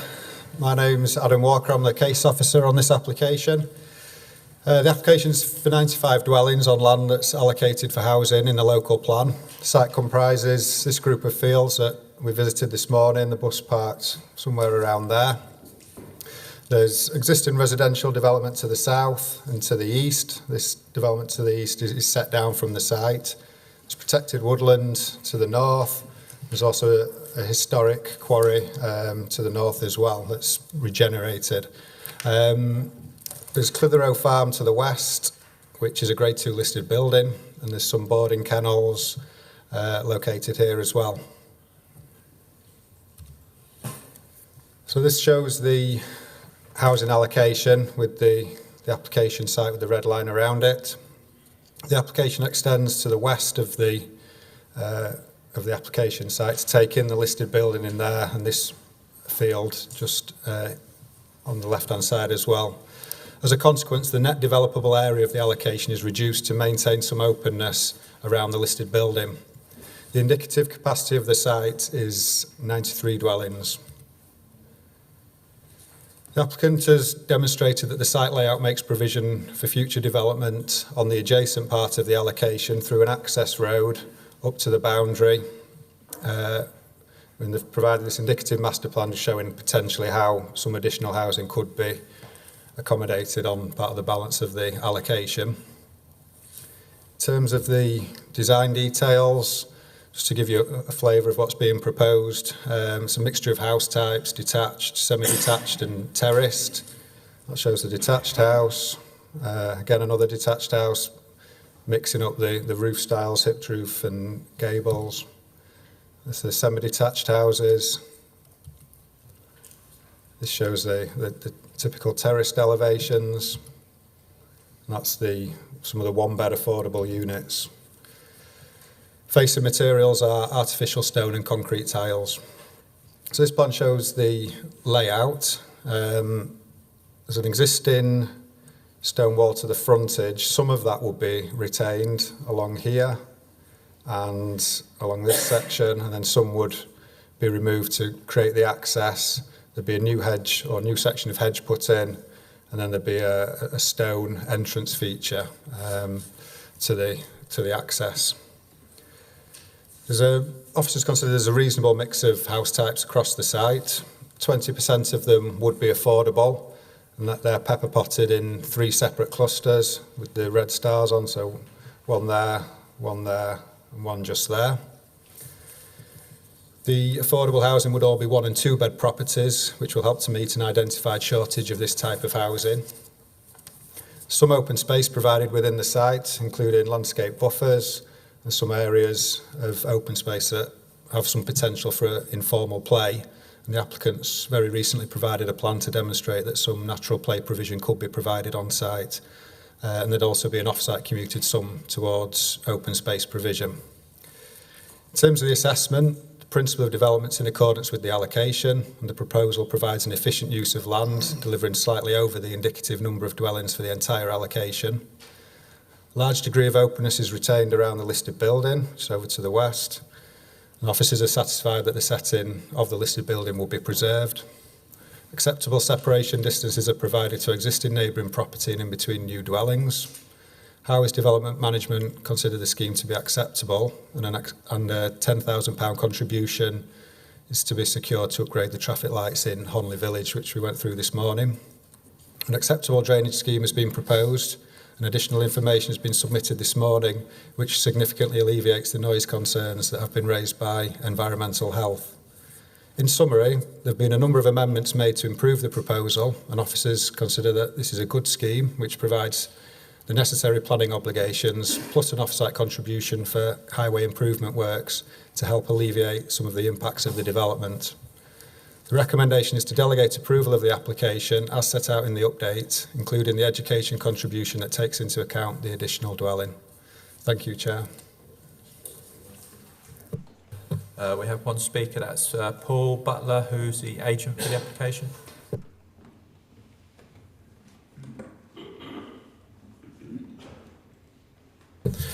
Thank you very much for allowing me to speak today. I'm the agent, and as I'm the only person speaking today in support of the scheme, I'll try and keep it brief and pick up on some points from the reports you've read. First of all, to say thank you to officers who've worked tirelessly and very proactively with us over the last 6 months. The outcome is that before you today, you've got a very robust planning application. So obviously we support the officer's recommendation fully. You'll have read that the drainage issues on this site have been resolved and robustly reviewed by the local lead flood authority. We now have 19 affordable homes on site, which is 20%. This has driven the number of homes on the site to 95, but just to make you aware that the density on this scheme is still lower than 30 dwellings per hectare. It's around the 29 dwellings per hectare mark, meaning we have a really nice balanced housing mix on the scheme. The noise matter is close to being resolved and can be resolved under delegated powers. It has no impact on existing residents at all. We've over 4,400 square metres of open space being provided on site. I'll look to enhance that further by providing provision for natural plain and trim trail features, but that also provides us with the potential to plant more trees. As you've seen from the plan a second ago, there's a substantial amount of trees on the northern edge of the site and hedgerows along the frontage, which will be retained. The only tree loss will be to get a safe access in. We've gone over and beyond in terms of looking at the highways impacts. We've done a transport assessment that confirms there's no severe impact on local junctions. We've also assessed those junctions on a worst case scenario basis. We've done further additional speed survey work. We've done further road safety audit assessment work. And what we propose to deliver in accordance with the Council's request is a £10,000 contribution to upgrading of junctions. That is our proportionate requirement. Other schemes that come forward will contribute accordingly as well in respect of their impact. There's also contributions toward bus stops, sustainable travel measures, in addition to obviously £167,000 to education as well. Overall, we have a great scheme which we hope you can support on an allocated housing site, and we kindly request that you support Officer's recommendation today, and if there's any questions I can take them. Thank you very much.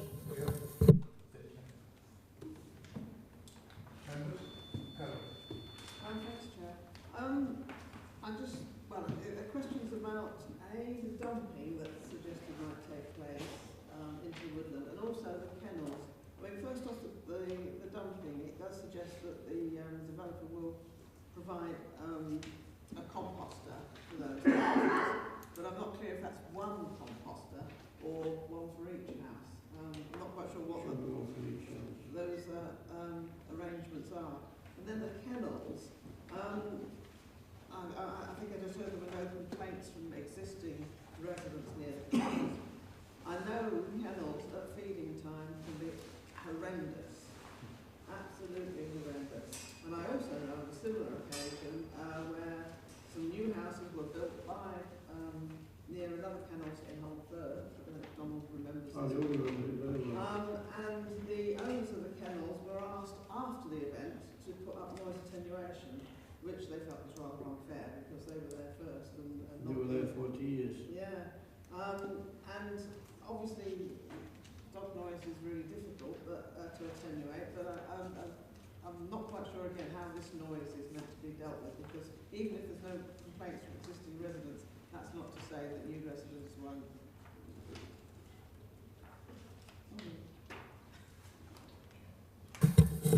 Chair, just one inquiry. Under the non-statutory consultation, with regard to affordable houses, correctly, strategic housing say the affordable houses should be 1 or 2 bedroom, but nothing mentioned in the report that those affordable houses will be 1 or 2 or 3 bedroom. Can we look into there, because there might be some single family, single person who might need only 1 bedroom house or 2 bedroom. There should be some facility for those. Thank you.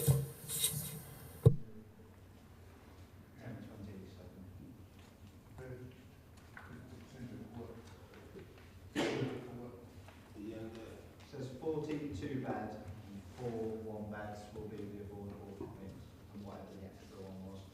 So they are 1 and 2 bed be affordable. Thank you. Thanks, Chair. Yeah, 1 or 2 issues. I've been looking at the update, and there's quite a large contribution from Councillor Greaves, which is mostly about highway works at the junction of Woodhead Road. What I can't get clear in my head is whether he may be overplaying the issue, possibly. But the other issue relates to SIL and the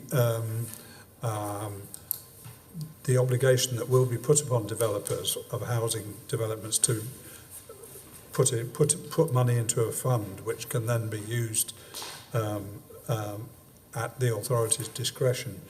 I just wonder, I presume we're still at the stage where we're dealing with Section 106 money rather than SIL, that developers are not contributing to that yet.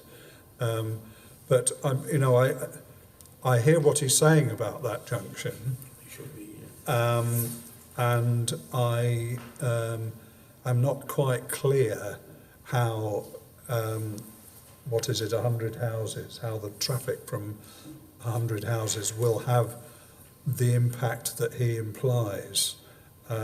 Clearly, some impact has been assessed, but clearly he's not satisfied with that. But I just wonder whether the application of SIL would allow us to deal with these things in a different way, whether we wouldn't be looking at junctions like that in an application, because we would be getting the money in anyway, to be able to deal with any problems that arise. Yeah, through you, Chair. Yeah, we took the view that the Woodhead Road signalised junction, there would be a cumulative impact, traffic impact at that junction, and hence we've asked for it. We didn't think it was a severe impact, but we thought there would be a cumulative impact at that junction, and hence we asked the developer for a contribution towards a scheme the council were putting forward, and we've got a contribution towards that scheme. But is it possible to Yeah, very quickly. The council at this time is under examination for its SIL charges. It had a hearing in September. It's made some comments back to the inspector, which have been reconsulted upon. The written representation stage of that consultation has now concluded. It's with the planning inspector. We should get a decision on SIL in the next month, hopefully. And then it's a decision for the council about whether it wants to adopt and when it brings that in. But SIL will pay for strategic requirements of infrastructure, but developments will still have to mitigate their own impacts as well.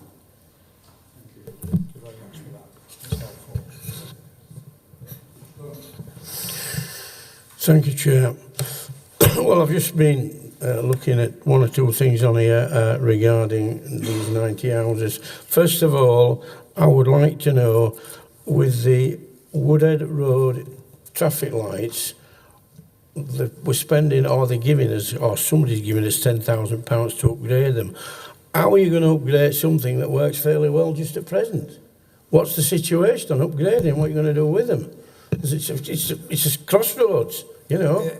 So what are you going to do? It's the control of the signal. It's more technology that we're adding to that scheme. It's a scheme the council were planning to bring forward. This is just helping to fund that scheme. And having spoken to colleagues in the UTC, it's more of a they'll be adding Bluetooth detectors and CCTV cameras. In fact, currently that junction works on fixed signal timings. That does change at various times of the day, but they are fixed timings. This will enable them to measure journey times and queues, and to actually monitor it using CCTV back in the UTC thing, so they can, in real time, they can react to what's actually happening on the ground. If there's an incident or if the queues are, they can actually alter the signal timings remotely to they inform us that will let the junction operate more efficiently. They certainly work a lot better than those in Home Firth, anyway, I'll tell you. Right, other things, the road where you're building these houses up Scottgate Road, which is the road to Netherton, and it's quite a busy road, that, you know, even though it isn't a white line down the middle, and I don't think there's any pavements either. I think that there's 90 houses is rather a lot for that bit of a road up there. And I've read here where these are going to be an appropriate red brick, these houses. Am I right in that, Matthias? Red brick? When you got some lovely stone houses across the road? Come on, what we're playing at? Through you, Chair. No, it's not red brick that's proposed, it's artificial. It hasn't better be. Concrete tile. No, I mean, natural stone is something which would be acceptable. And knowing the people who are going to build these properties, they built some in New Mill and they built those of natural stone, but unfortunately it was Derbyshire Red, it wasn't Yorkshire stone, very orange, so I would like it not to be orange, I would like it to be Yorkshire stone if we're going to do something. We can deal with the colour, but it's an artificial stone that they're proposing. Oh my God. I think that's an accept. Now you've really upset me now, Matthias, you've really upset me on that one. I was expecting some quality natural stone like most of the properties on let. There's only the ones that were built in the 60s, built of brick, wood and anything, because nobody bothered in them days. And you need to keep the properties in conjunction with the ones across the road. We had a discussion, if you remember, that's a week or two ago. And we seem to build houses that don't look anything like the originals that are there. You know, and it looks silly really, especially when you get out into these villages. I mean, where we are, they're all villages and they really deserve to have something that conforms to all the rest of the properties. I'll rest my case, I won't say any more.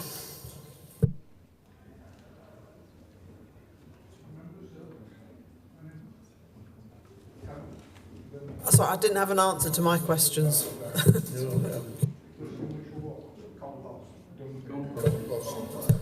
Compost and the noise attenuation. Through you, Chair. The composters are proposed for these dwellings at back onto the woodland to...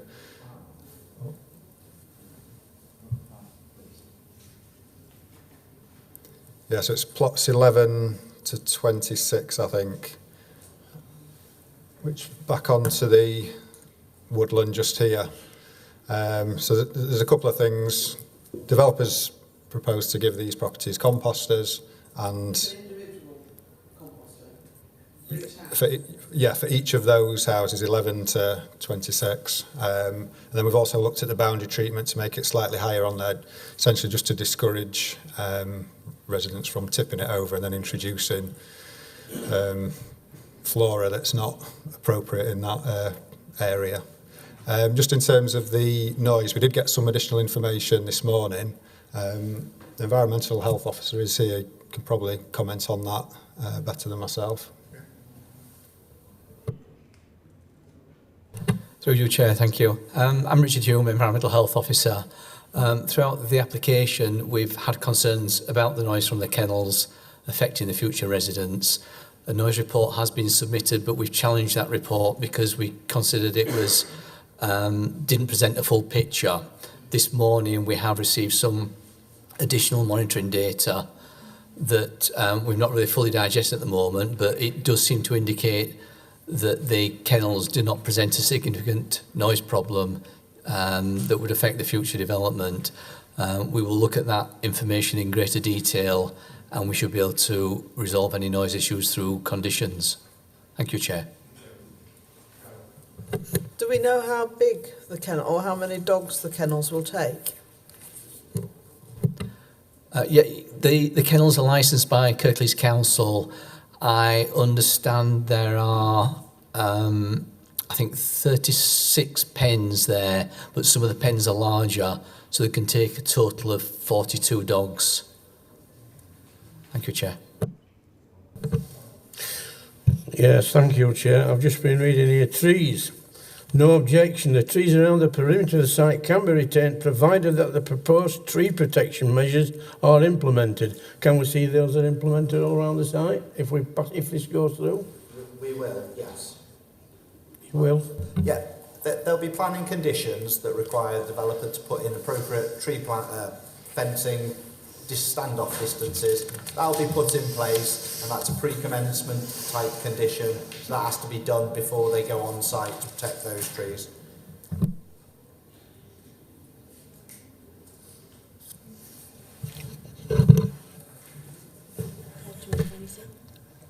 Anybody prepared to move it? Thank you. I'll second it. Not a problem. Anybody contrary? The revised recommendation update. Those in favour? Please show. 1, 2, 3, 4. Against? 1. Application is approved.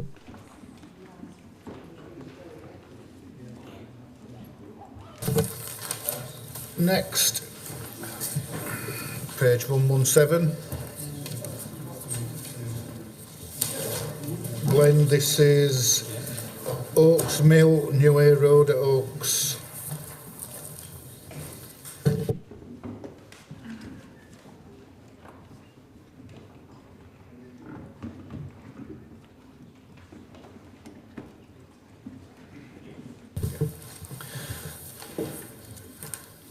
On the next two items, committee, as said before, we're going to run through the presentation. Members of the public will speak. Committee members can discuss and ask questions, but we will not take a decision on either item until after item 14. Thank you, Chair. Thank you, Chair. My name's Glenn Wakefield. I'm the case officer dealing with this application. I'll just move this on. This has changed. How do we move these on? Oh, here we are. Yeah. Sorry about that. New technology. It doesn't take much to baffle me. Members, before I present the application, can I just draw your attention to the committee update with regard to the change to the recommendation, comments on air quality and highways issues, and the additional representations that were received after the publication of the report. Members will recall from this morning's site visit that the application site is located approximately 2.5 kilometres northwest of the centre of Huddersfield off New Hay Road. It's identified here in red on the aerial photograph. As you can see, the character of the area is fairly high density housing and commercial activity mixed together. The site itself occupies an area of approximately 0.8 of a hectare. The site was originally used in connection with a mill operation, but a building has been demolished on site already. Members will recall there's an open area, as can be seen in the photographs here, and existing 4-storey mill buildings still on the site. The remainder of the buildings are partially occupied. Quite a lot of it is vacant. There are a number of commercial activities currently operating from the site. The proposal is to demolish all the existing buildings on site and to clear them and then build a new retail A1 food store with associated car parking and landscaping and associated works.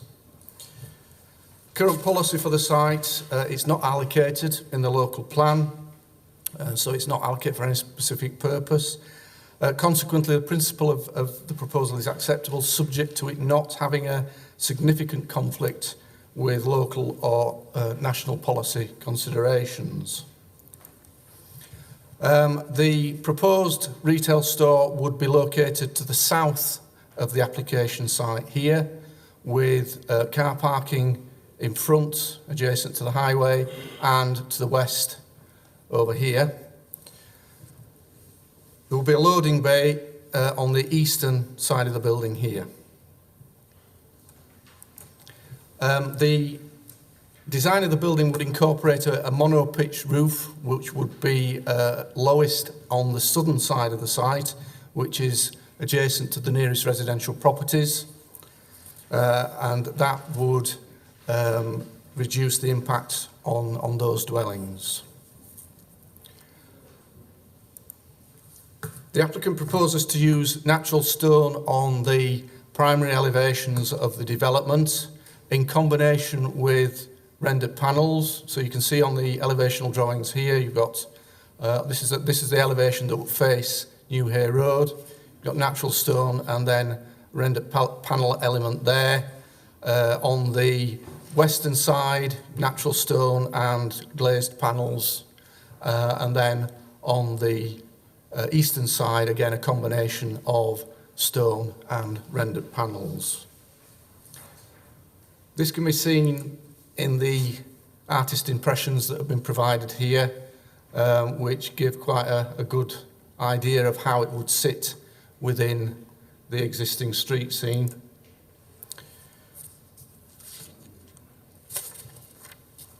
The proposal also incorporates landscaped elements, which can be seen on the landscape plan here, which effectively is landscaping around the periphery of the site with a variety of species, which would help to mitigate the visual impact of the development and also provide habitat opportunities for wildlife. With regard to local amenity, there is the potential that this development could cause nuisance as a result of noise associated with activities on the site. It's considered, however, that subject to the hours of operation that have been outlined in the committee report and details of extract ventilation equipment being approved prior to its installation, it's considered that significant detrimental impact associated with noise nuisance is unlikely. As the site is not within a local centre, the applicant has provided a supporting sequential analysis and retail impact assessment. This impact assessment is considered to provide a proportionate level of assessment for this proposal and demonstrates that there are no sequentially preferable sites for the proposed use and that significant adverse impacts on existing local centres are not likely to occur. Members should note, however, that the applicant associated with proposals at the former Spotted Cow site, which is further along New Hay Road and will be heard after this presentation, has raised an objection to this conclusion.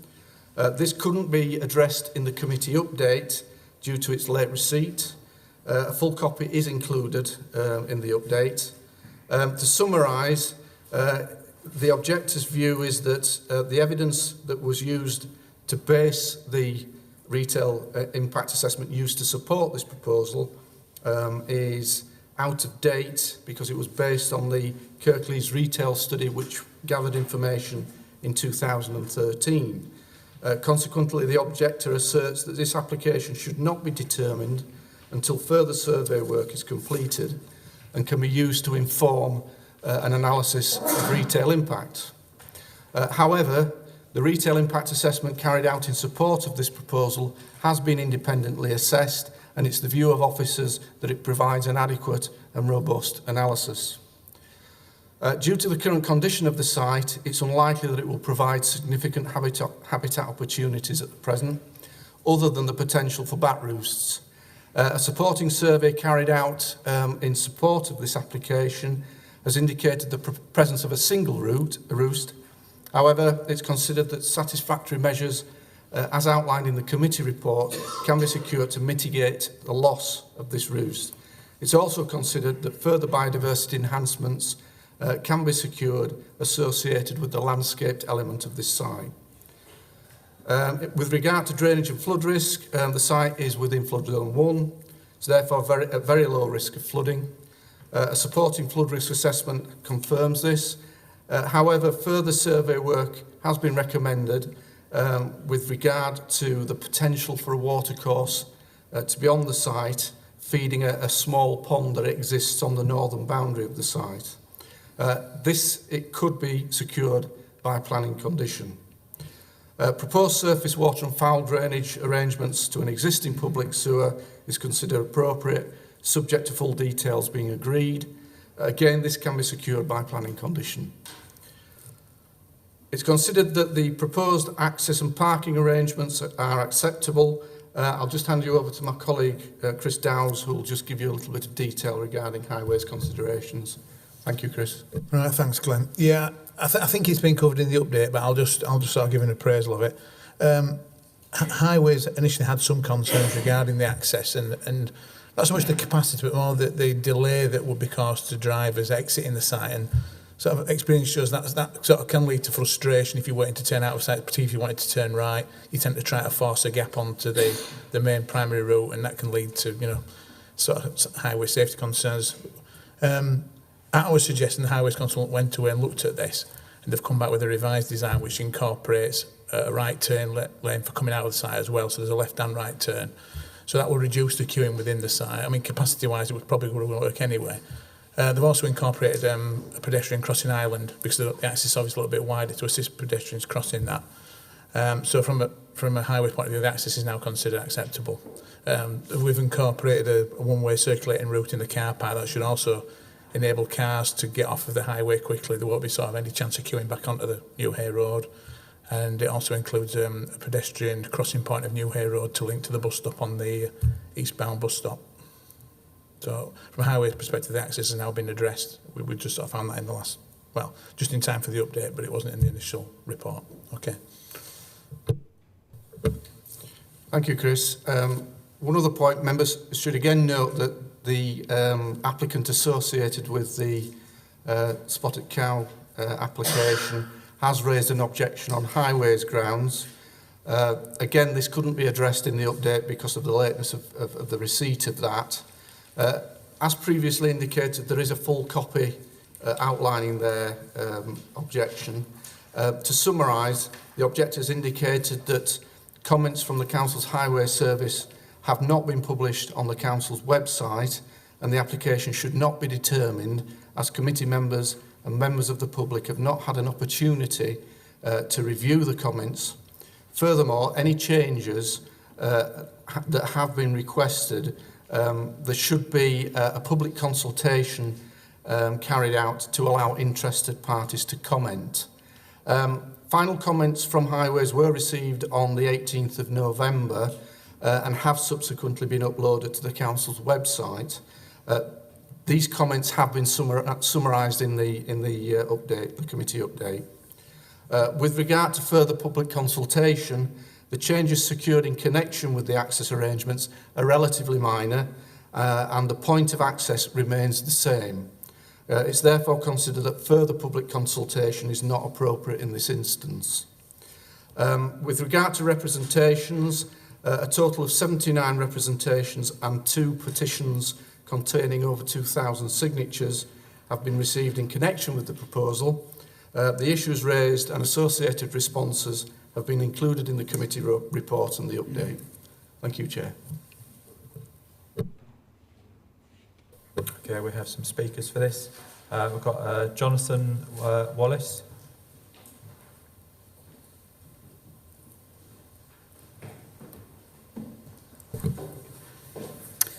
Thank you, and good afternoon, Chair and members of the committee. As you're aware, Lidl object to the proposed approval of the Aldi application before you today. But it's important to note that Lidl's objection is not a simple objection based upon the competition that Aldi might provide to Lidl. It's an objection based on 2 key concerns, as you've just been hearing. Firstly, that there are outstanding issues raised by the application which remain unaddressed and which need to be satisfactorily addressed before the Council determines the application. And secondly, the fact that without up-to-date information, Council officers appear to have reached the view that there's only scope to allow 1 food store development on New Hay Road, and that if the Aldi food store is approved, the Lidl application should be refused. In relation to outstanding matters, there are 2 key areas of concern. Firstly, significant concerns in relation to the retail impact assessment work undertaken by the applicant. These concerns were raised by the Council's own retail consultant, Cushman & Wakefield, in advice dating back to early October, and fundamentally remain unaddressed despite what you've heard this afternoon, as Aldi have not prepared an updated retail assessment based upon up-to-date evidence in relation to current shopping patterns. Secondly, there remain unaddressed issues in relation to highways matters, and in particular the access to the site. While we understand from the officer's update issued yesterday evening that your officers consider the previous concerns can be addressed and secured by means of planning conditions, we strongly disagree. Several members of the public have objected to the proposed access and parking arrangements, and it's important that they have the opportunity to review and comment upon the amendments to the scheme before it is determined, and indeed the detail of the planning conditions as referred to in the discussion earlier. In addition to these matters, Lidl also have a fundamental concern that the Council have reached a view that there's only scope for the development of 1 store on New Hay Road, the consequence of which is that the Lidl application is recommended for refusal on retail policy grounds. Lidl disagree with this view and have consistently argued that there's scope to accommodate both stores in retail planning terms, and indeed we submitted evidence on this back in June. To demonstrate this, we've recently undertaken a new household survey in order to provide an up-to-date understanding of the current performance of stores and centres in the local area. We provided this work to council officers and have also updated our retail analysis over the last few days, and it's clear to us that there's capacity to support both developments. Officers need to review that work, and for this reason, as well as the need to address outstanding matters more generally, we would urge the committee to defer the application, and indeed the Lidl application, to a later committee at which both applications can be considered properly in light of an up-to-date evidence base. Put simply, the determination of this application in the absence of the updated retail analysis would be unlawful on the basis that Kirklees Council does not yet hold the necessary information to enable a fair decision. For all these reasons, I would respectfully request that you defer the application for consideration at a later date. Thank you for your time. Okay. We have Alina Shiro, who's going to speak in support of the application. Hi, I'm Alina. I live at 96 Oaks Road South, and I would like to show my support towards Aldi. Not sure if you're aware of the area where we live. Is Sainsbury's, a Londi shop, a Co-op shop in Mars, and basically we're surrounded only by big and expensive supermarket chains, and in the Londi's shop, that's just an expensive corner shop. Obviously, I shop at Aldi at the moment. I have to travel to go there. Sorry, I'm a bit nervous. I've never done anything like this. The other day, my husband was stopped when he went to the charity shop in where the Sainsbury is. And there's a petition that's been going on regarding this, where they're saying that if the Aldi goes forward, the shopping centre will close down. Now, there's a GP, there's a florist, there's agency there. There is obviously the charity shop. I don't think those are influenced. The only thing that we will get as the consumer is the availability of the product, and obviously the new chains will have to be a bit competitive on the prices. So that as a person that obviously I shop, I would like to have more opportunity to shop in better and more affordable places. Plus, I love Aldi because their products are great, their quality is good, and the prices they're very, very good. So thank you for your time. We have Will Brooke, who's speaking on behalf of the applicant.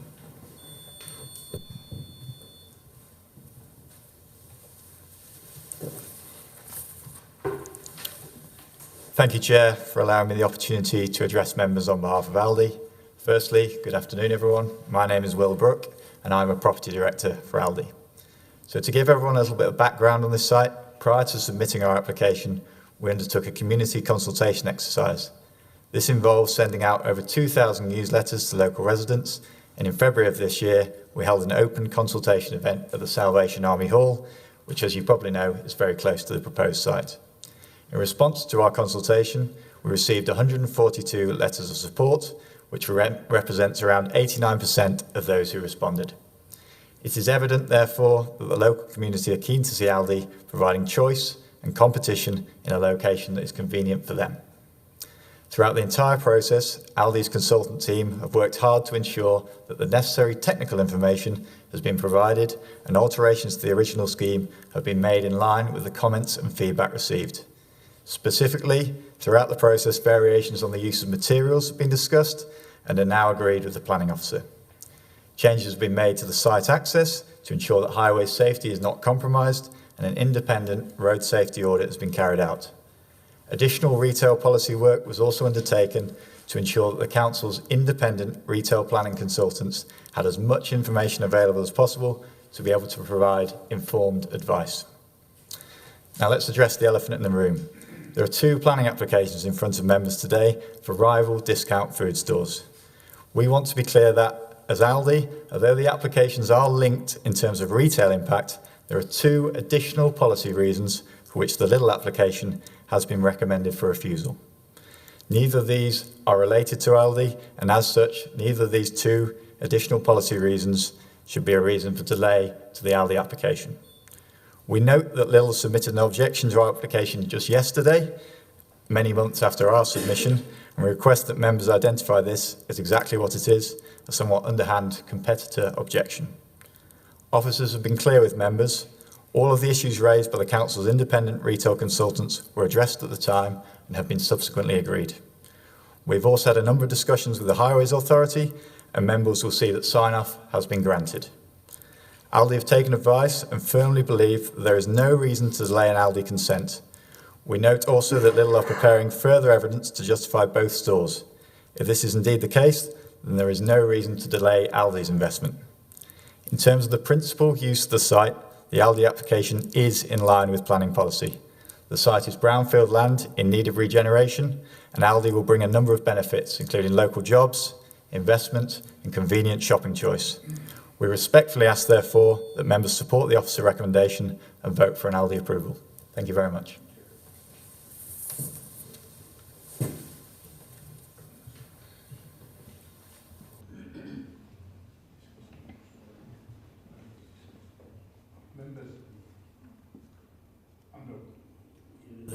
Thanks, Chair. Just a small query, and that is about the loading bay.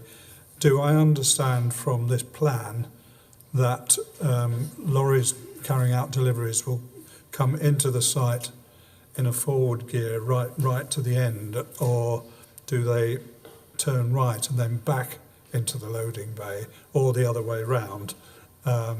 Is that how it works? Because I'm just slightly concerned that there otherwise isn't enough room to manoeuvre a large articulated lorry. They'll be coming in a forward direction and reversing back into that loading bay. That's what the tracking on the drawing shows. Actually. Yeah, I have just noticed that. And okay. Was just So it'll be entering and leaving the forward gear. I mean, usually in these circumstances, there'll be a service management plan. Usually it's under supervision of a member of staff when that's happened. The reversing manoeuvres are usually under supervision of an Aldi staff member when that happens. Now then, that's an important qualification. Is that a condition that there should be a banksman there all the time, and is it enforceable?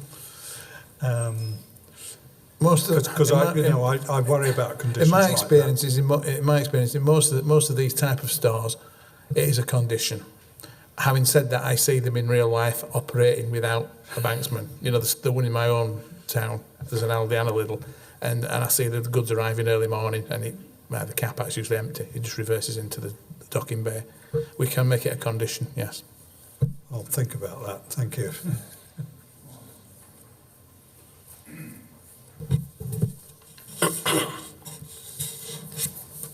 Chair, I know this proposed Aldi store at this site, it will improve the derelict mill, which is a part of the mill have been demolished. But I got some objection on the basis of material. He says the material will be mixed material. Why we have a mixed material, only natural stone on the front elevation, not other side cladding? I don't think it will match with the other building around there. Yeah, I remember I was when this Sainsbury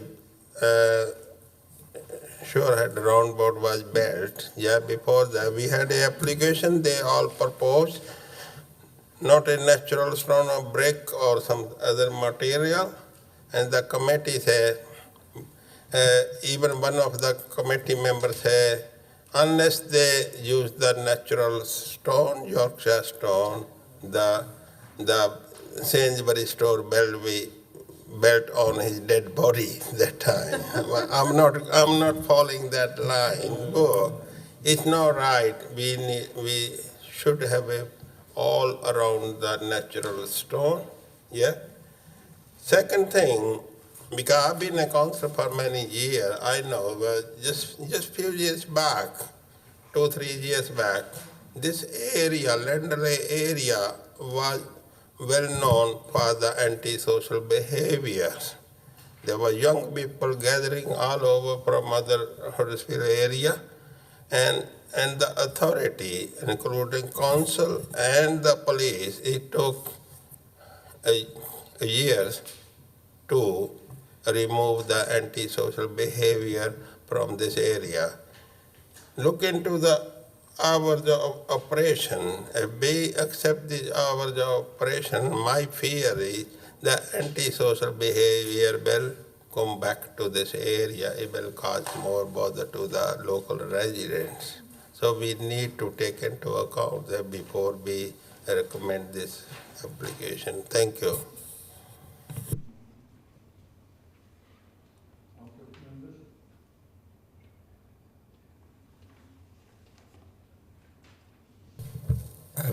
Through you, Chair, I'll just comment on materials. The majority of the building will be constructed using natural stone. The idea of using rendered panels adds a different element, different dimension, so to speak. So from a design point of view, officers consider it's acceptable. Obviously, if members are insisting on natural stone on the entire building, then that's something that we would have to consider. But the design as stands, officers consider that it's appropriate in that particular location. Bearing in mind this site is actually quite close to another commercial property, which is just to the southeast, which is primarily clad with profile cladding, metal profile cladding. So there is a mix of, predominantly it is natural stone in the area, but there is a mix of different materials. And in this particular case, it's considered that what's being proposed would tie in and assimilate reasonably well with that particular locality. But obviously, it's for members to suggest that if they wish, and it's something we'd have to consider. Yeah, these big store supermarket, they always say it's our design, we have to build like that. Actually, they don't want to spend money, right? They are saving, yeah, with the cheap material, yeah. When the Sainsbury store was open for application, this is our trade mark, we can't use the natural stone, we have to use, keep it, but in the end, they use the natural stone, yeah. Thank you. So we must answer to that.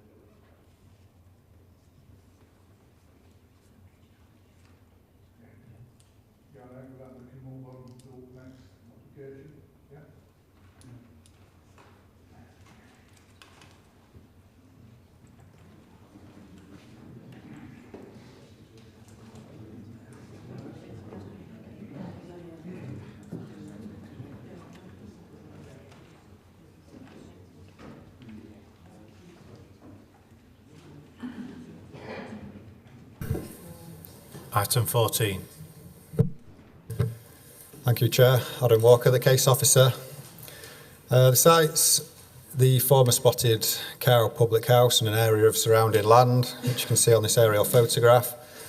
The rear of the site slopes up towards Deercroft Crescent to the north. There's residential development under construction to the west, which you can't see on the aerial photograph, but we saw this morning. A group of dwellings to the east, and then there's residential development on the opposite side of New Hay Road. There's also some protected trees to the edge of the site. The application is for a new food store that's been submitted by Lidl. You can see on this site plan, got the store set to the back of the site with the car park to the front. And in terms of the design of the building, you can see here, fairly typical design for this type of development. An amended plan was submitted showing artificial stone to the two main elevations. That was essentially in response to some local comments and ward member comments. Just also show you this CGI image. of what the development would look like. So in terms of the assessment of the application, the site's allocated for housing in the local plan, which you can see so the Lidl site's outlined in red. There's a separate housing allocation next door that's pretty much built out. There have been 2 applications for residential development on the application site in the last couple of years, and in both cases there was a recommendation from this subcommittee to approve those, but the applications were withdrawn before the decisions were issued. Now in this case, the primary issue is the principle of a non-residential use on a housing site. The local plan was adopted earlier this year, and there's a requirement to deliver over 31,000 houses over the lifetime of the plan. There's a slight shortfall in meeting the overall housing supply within the plan, and so each housing site is important in contributing to the council's housing targets. The proposal represents a clear departure from the provisions of the plan, and whilst officers acknowledge that there are some benefits to the development, for example job creation, these are not considered to outweigh the essential need to meet the council's housing targets. Turning to the retail assessment, the site is not within a designated centre. The nearest local centre is a Sallandine Nook centre, which we saw there, which principally comprises the Sallandine Nook shopping centre. For retail purposes, the application site is considered to be edge of centre. An independent assessment has been undertaken on behalf of the council, which indicates that as a standalone store, the development would not have any significant adverse impacts on the vitality and viability of existing centres. However, when assessed cumulatively with the proposed Aldi application, which you just heard, there would be a significant adverse effect, including on the Sallandine Nook local centre. The applicant is in the process of preparing additional retail information to support their application, which you just heard about. And that's essentially seeking to demonstrate that both the Aldi and Lidl stores can be accommodated without resulting in any significant adverse effects. Such information would need to be independently assessed, but even if it was accepted that both stores could be accommodated, it would not overcome the fundamental policy objection to the loss of the housing land. A further issue with this application is the impact on the character of the area. The site's in a predominantly residential area, which you can see quite clearly from this aerial photograph. There's housing to all sides. There are breaks in the residential makeup along New Hay Road provided by the recreation ground, the churchyard and the school grounds. And the nearest commercial development is distinct from the site, which is essentially the shopping centre and a garage further up the road. The proposal would introduce a substantial food store with large parking area to the front along with associated signage. Officers consider that the nature and scale of this development would be at odds with the residential character of the surrounding area and as such would harm the visual amenity of the area. Whilst the site is in need of redevelopment to enhance its current appearance, this could be achieved in a number of ways, including through residential development. There are not any objections from Environmental Health or Highways. It is noted that there has been quite a high level of support for this scheme locally, including from one of the ward councillors. There have also been a handful of objections, including a petition with two petitions, cumulatively with over 2,000 signatures, raising concerns about the impact on the Sallandine Nook shopping centre. In summary, the principle of development is contrary to the provisions of the local plan and would prejudice the council's ability to deliver on its housing targets. For this reason, first and foremost, the application is considered to be unacceptable. The retail assessment that has been carried out indicates that the cumulative impact of the proposed Aldi and Lidl stores would have a significant detrimental impact on existing centres, although a single store could be accommodated. The introduction of a large food store with substantial parking area to the front and associated signage would be at odds with the residential setting of the site and would harm the character of the area. Thank you, Chair. Yeah, we have some speakers here. We've got Inder Buller, who objects to the application.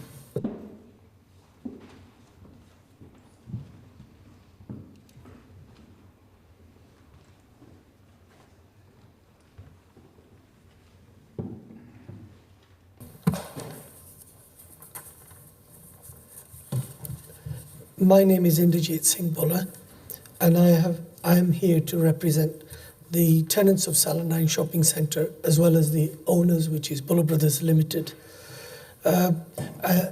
We have 17 tenants on site, and these consist of doctors, dentists, chemists, opticians, cafe, and many other tenants. The centre employs more than 160 people that are part-time and full-time. It is a true local centre, meeting the everyday needs of the local community, including acting as a meeting place. Buller Brothers Limited have been working for the last few months for refurbishing the centre, spending a considerable amount of money so that it enhances the visual aspects of the whole centre and brings it up for the next 20 years. If the proposed Lidl application was to go ahead, that would be shelved. The proposed Lidl development is only 250 metres away. So one could appreciate the effect that any development only 250 metres away, a development that is twice the size of the Sainsbury's store there would have on it. Our deep concern is about the impact of the Lidl store on our centre is echoed by the fact that more than 2,400 people have already signed a petition objecting to the application because of the threat to the centre. All these signatories have been obtained, their signatures have been obtained when they visited the centre. Due to the difficulty in hiring canvassers, we have only been able to approach about 100 houses where we have obtained more than 90 signatures. This is in addition to the 2,400 that we obtained at the centre. We believe had we more time, we would have achieved more than 5,000 signatures. Lidl's own consultants acknowledge that their store will draw most of its trade from Celandine Shopping Centre. According to the reports commissioned by the council, namely Cushman's, and our own report carried out by Pegasus, the Lidl consultants have clearly underestimated the impact on the centre. The whole centre relies on Sainsbury's. If Sainsbury's sales reduces dramatically, that would reduce the footfall to the centre. The reduction of the footfall would then in turn affect the smaller tenants. And these days it's very difficult to replace a tenant like Sainsbury's because most of the other multiples have the similar criteria. So if Sainsbury's are not viable, neither will be the others. The other thing is there's already 2 Lidl stores on in and around the town centre. They're talking of another one at the old technical college. We feel the public needs are being already serviced. We respectfully urge the councillors to refuse the Lidl application. I thank you for your time. Malcolm Sizer.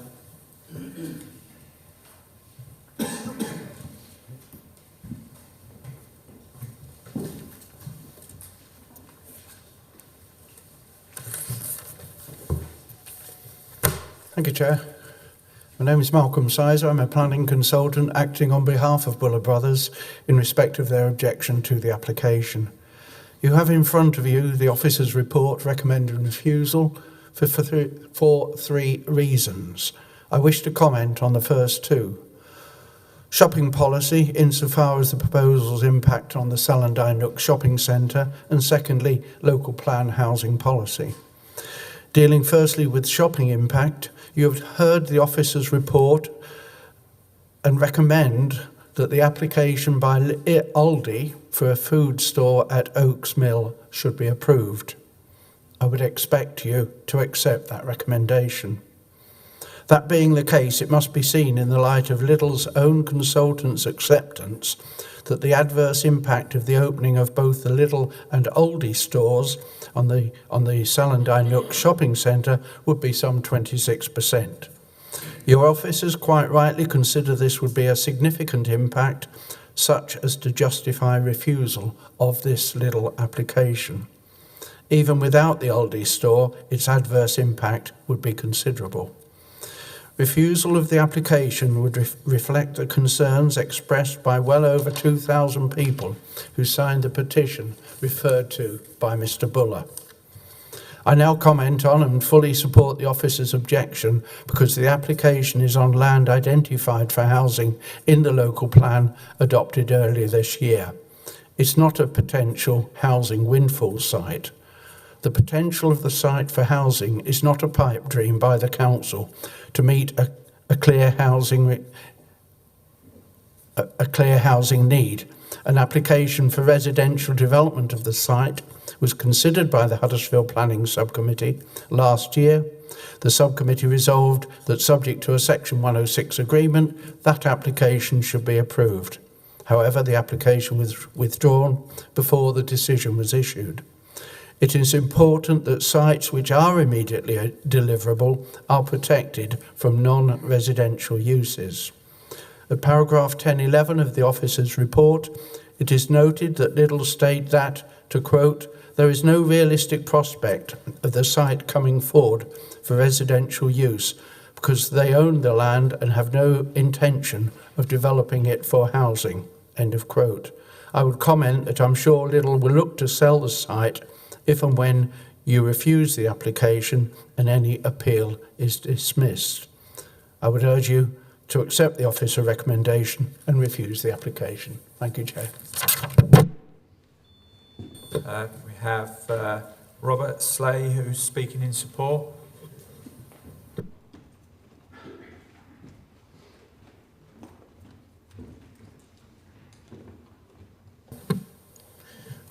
Hi.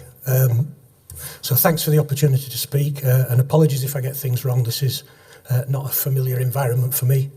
I think I'd start off first of all by echoing what some other people have said, that this has been ridiculously short notice. I think 6 days from the notification going up on the website to us being sat here today. Not only makes it very difficult to build up information to present this case, but I think it provides a poor image of the council really, and maybe a smacks of an attempt to avoid scrutiny in this decision. I'm here really to express support for the Lidl application. I think I'd also mention that I would personally, I haven't had a chance to check with the other people who I'm representing today, but I would also support the Aldi one. It's not for me a case of one versus the other. I'm happy to see both being developed. I think in terms of Lindley, we've seen massive development over the last few years since I've lived there, really without any infrastructure improvements at all, whether that's community or retail infrastructures. Lindley in the local plan is clearly overrepresented for housing at the moment. And I think that results in Sainsbury's being, what I believe the phrase is overtrading. So there's more customers than they would expect. All of this based on and the information that's being given here, the independent report that the council's had done, all based on a shopper survey from 6 years ago, before all this massive building programme started. So I think it's really clear to me that that information needs to be reconsidered, and the opportunity for a proper survey to be done should be granted. I think there's a couple of other points that I pick up on myself. The traffic chaos that we have in this area, and I live 10 metres away from the site. I live in the cluster of houses you referred to on the east side of the site. There's traffic chaos there every morning and every afternoon when the school and the college are open. I think one of the great things from the conversations I've had with Lidl over the time is that they're prepared to allow their car park to be used to help resolve that issue and to help improve it. I'm concerned about, I'm running out of time, I apologise. I'm concerned about what seems to me misinformation. I provided a couple of photographs of the posters that have been displayed in the Sallandine shopping centre, suggesting that all 16 services will close if Lidl get the opportunity to do that. I think the only one of those 16 that would compete would be the florists, and to be honest, the florist already competes with Sainsbury's because Sainsbury's put their flowers right next to the door where the florist is. I think the building itself is primarily hidden behind the housing estate, as you could see from the images before, and the trees. I think the suggestion in the council report that there's some issue about the alignment on the front of the street is a bit farcical because it's zigzagged, and the new estate is also built quite far forwards onto the road. So I think it is predominantly in a housing environment, but actually very out of sight. It's not really clear from the aerial photograph, but the layout of the site is such that it really doesn't impact any of the other housing things. So I think that we're just appealing really that you give an opportunity to have the evidence-based information survey done so that we're able to see the information and that we're all able to make sensible decisions based on that rather than making a decision at this point. Thank you. We have one more speaker, and that's Jonathan Wallace.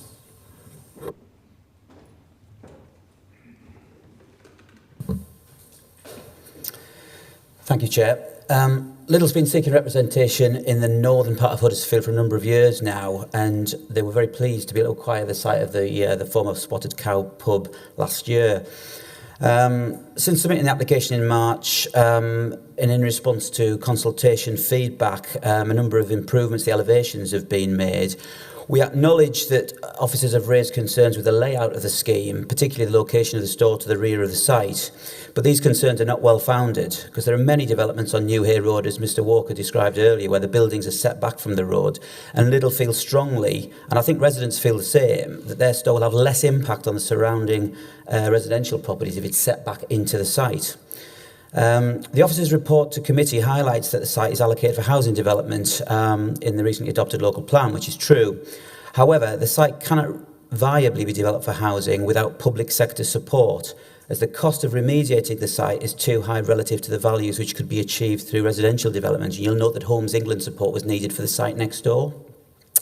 The practical effect of this is that if the current application is refused, the site is likely to remain undeveloped for some time. This is an important point which we raised at the main modification stage of the local plan, and while the council chose not to amend the plan at that time, it remains an important consideration when you consider the application today.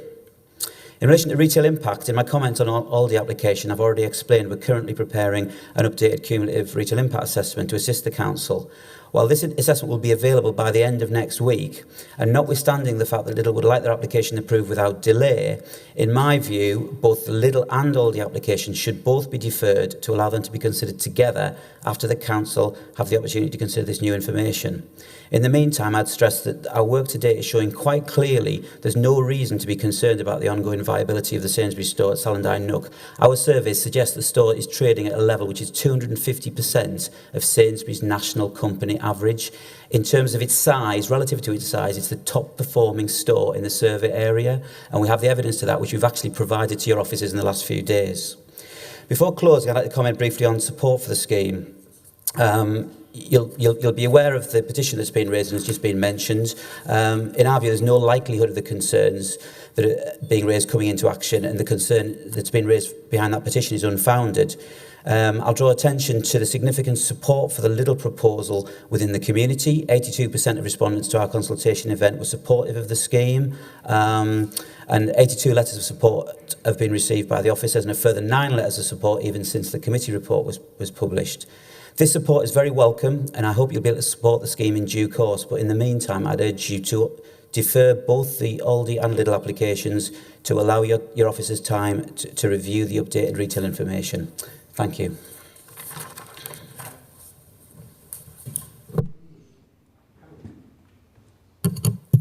Thank you, Chair. Well, in short, I would really like to support both these applications. I believe that there's plenty of room in that part of Huddersfield for not only Aldi and Lidl, but also for Sainsbury's. I do think that we should take notice of the recommendation or the suggestion that we should defer both of these applications until we have this new retail assessment. I mean, 6 years is a long time in the retail industry in the recent years, and we've seen lots of small Lidls, Aldis, Tesco's, Sainsbury's popping up all over the place. They are in response to the needs of local communities.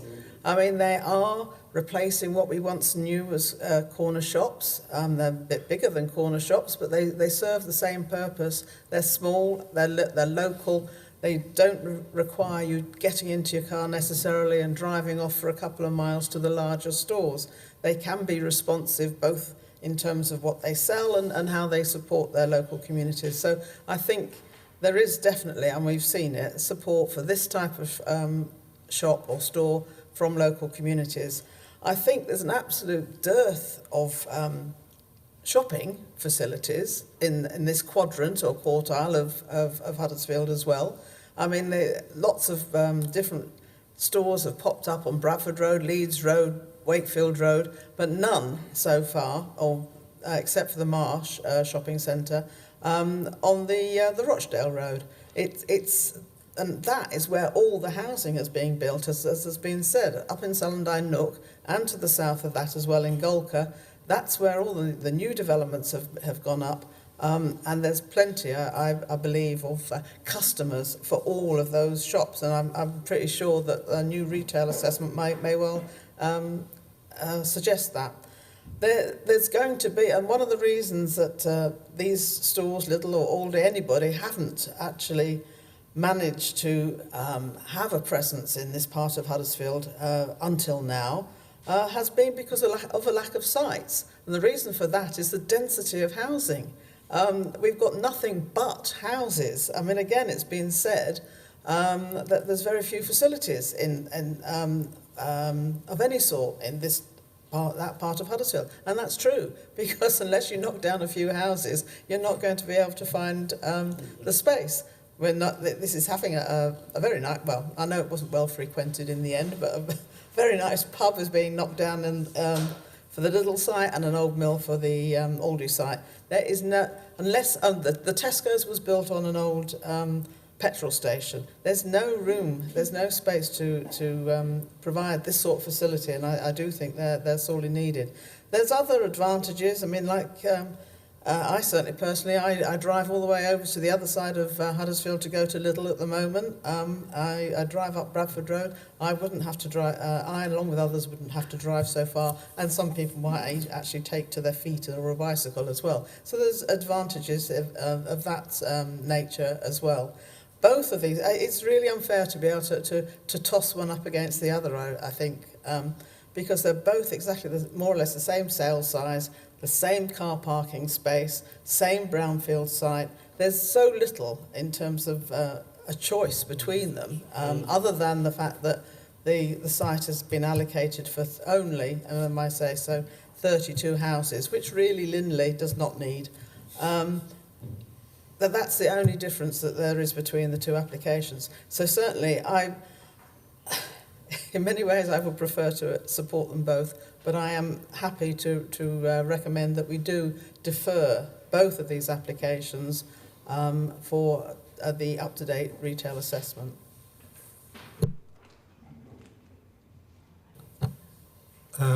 Thank you, Chair, and thank you to Councillor Patterson for that impassioned plea on behalf of these applications. I agree with everything she said, because having been a member of the Climate Emergency Working Group, I am very conscious of the fact that we should be providing increased opportunities for people to go and do their shopping on foot, or by sustainable means, shall we say. I think that is going to become more and more important, and also because the days of people doing large shops once a week or whatever are not exactly over, but it is somewhat reduced. I know some people still do that, but there are plenty of people who could sustain a larger number of smaller stores, all working not working together, but all working separately and existing and trading profitably, it seems to me. However, I think we need to find some evidence towards that. I support the idea of a more up-to-date assessment of shopping patterns for the reasons I've just mentioned, which will only intensify, I think, over the years. More people will want to have access on foot or very locally to shops, and I think that's going to be an increasing trend. So I too think there could be a case for approving both of these. And I know what planning officers will say about this being a housing allocation. I hear all of that, but Lindley has had quite a lot of housing, but not much in the way of infrastructure to support that housing. So I will second deferring these applications, and I hope when we come back we can we can make a favourable decision on the applications.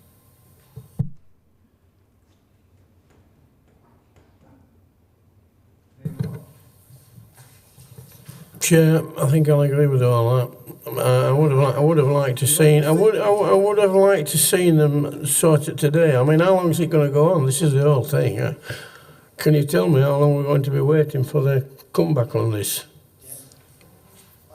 I'd like to think we can turn this round for the next planning committee. I mean, the agenda's starting to back up already, but we will bring back everything we can to the next committee. I hear what you're saying on the issues. You do have to be mindful of being plan-led. I'll just make that play. We only have so many sites and you've got a very big target. We will do you an analysis to show if you were to depart from the plan,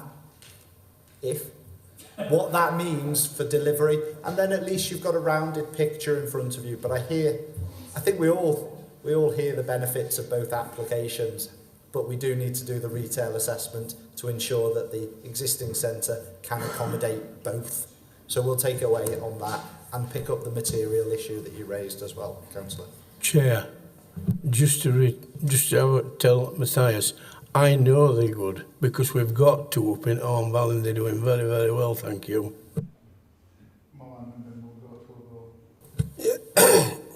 Yeah, Chair. Over the last couple of weeks, I received quite a few emails. Some are objecting this little over there, and some are supporting there. There are a lot of allegations going on. The consultation did not take place properly, not enough time given or whatever. But on the other side, I know some members say, we are supporting or whatever, but again, we need to listen to our officer as well, because they say there is a house, land has been allocated for housing. We have to, when we decided, we take the decision, we need to be very fair on this one, So that's why I agree with if we are going to defer it for further consultation.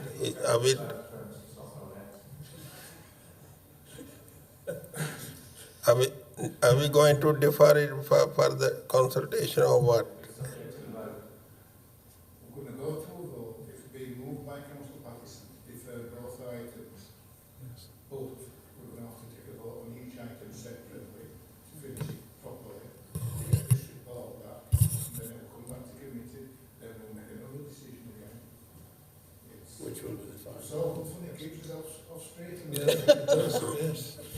Can I just say we're going to defer the items, both of the items, essentially to bring back a report on the Lidl application and the other application about the effect of a departure, and also to have receipt of the updated retail assessment from, is it somebody? Yeah. So, the application that is on page 117, this is the Aldi one on the mill site. It's been moved for deferment. Councillor Pattison, seconded by Councillor Pinnock. Those in favour, please show. Thank you, 5-0. Next, we go up to page 133. This is also being moved for deferment by Councillor Pattison, seconded by Councillor Pinnock. Those in favour, please show. Unanimous again. That is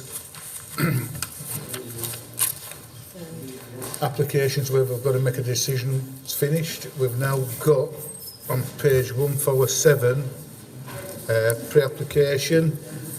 I think this is the third or the fourth time that we've heard this.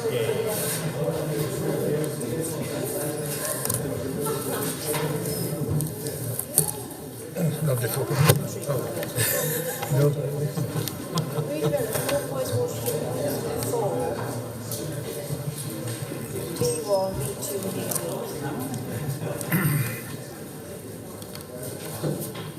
Right, members, if we can carry on, time's getting on. Glen, and this is the Oakenshaw, if you remember, it's the old North Biley Water treatment works. We're quite familiar. I think this is third or fourth time that we've had it. So, Glen. Thank you, Chair.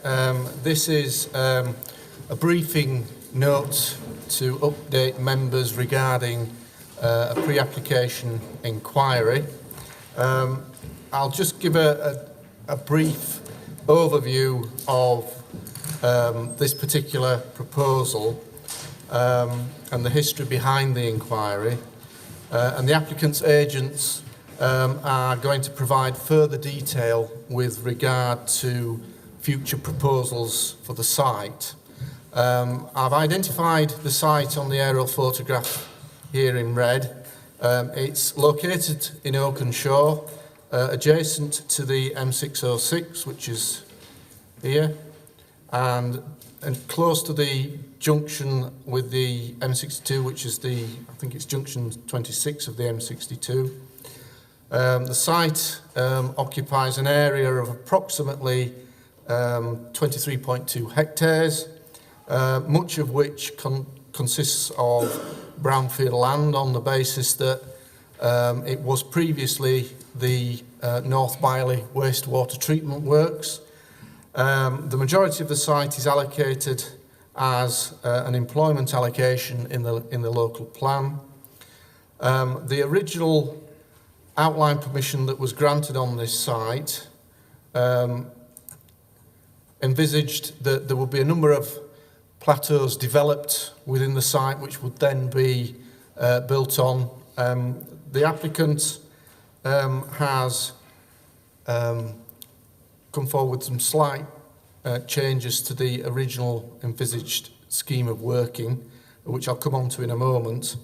The original permission was, or outline permission was, for the redevelopment of the site for B1, B2 and B8 uses. That was approved in 2018. This pre-application inquiry seeks to gain the council's views on the strategy proposed to deliver the scheme. Details have been provided in the committee report, but essentially it will involve the submission of a reserve matters application to secure the detailed permission for phase 1 element, which would be these 2 units here. There then would be a subsequent reserve matters application to deal with the rest of the site at some point in the future. In parallel with the first reserve matters application, the applicant is proposing to submit discharge of conditions applications to allow the enabling works across the entire site to be carried out in conjunction with this. There have been some indicative plans put forward by the inquirer which give an idea of the type of buildings that Unit 1 and Unit 2 would be on site. Again, I would stress these are indicative, so they're not written in stone at the moment, but they are in accordance with what was envisaged at the time of the original outline planning permission. Again, there's another elevation there shown there. So the applicant is going to present some information to you, and I've got some overhead slides that I will put on when I get the nod from yourselves. So it's over to you.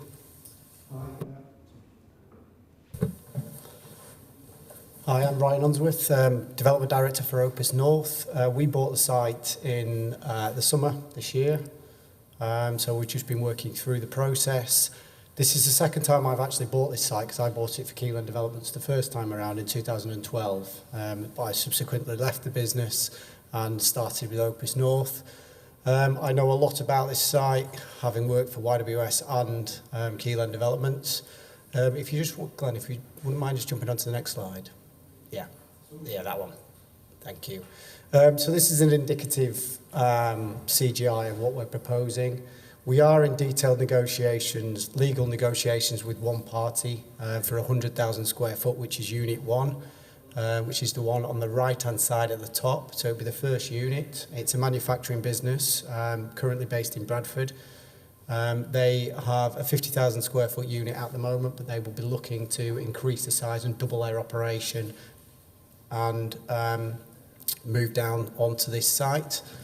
In terms of other things, John's going to go through the planning side of things, but in essence, we're wholly in line with the planning application that was granted consent in 2018 in terms of building heights, densities, highways. We are in line with the outline consent. And I don't, other than that, Opus North are a regionally based developer. So we're based in Ilkley, so do a lot of schemes in and around West Yorkshire. And we're looking to submit a Reserve Matters application shortly, within the next 2 to 3 weeks. And I'll pass over to John, who's going to run through the sort of the Reserve Matters application stage. Yeah, thanks, Ryan. The reason that we're here really is just to provide information to you, to keep you up to date on what's actually a quite fast-moving desire by Opus North to get the site developed. We've submitted a pre-application inquiry. We've met with Matthias, we've met with Glenn, we've met with councillors, Mr and Mrs Pinnock, and really we're here to sort of advise the wider committee as to the intention to actually get on site and actually develop the site and bring some housing to the site, which is hopefully good news for Kirklees. We've already submitted 2 pre-commencement conditions relating to site investigation and also a construction ecology management plan. As Ryan said, we are looking in the next 2 to 3 weeks to submit the Reserve Matters application and an associated 7 discharge of condition applications, and then a further 6 pre-commencement conditions all at the same time, demonstrating the demand that exists in the area for this type of facility to come forward. In meeting with councillors, Mr and Mrs Pinnock, Glenn, would you be so kind as to just go to the next slide? We are proposing to implement the highway improvement schemes. Those schemes form part of the original outline planning permission, and there's no intention whatsoever to change those approved schemes. So, you know, that's changes to the Bradford Road, Milcar Hill Road junction, the Milcar Hill Road, Cliff Hollands Lane junction, and then the access to the site.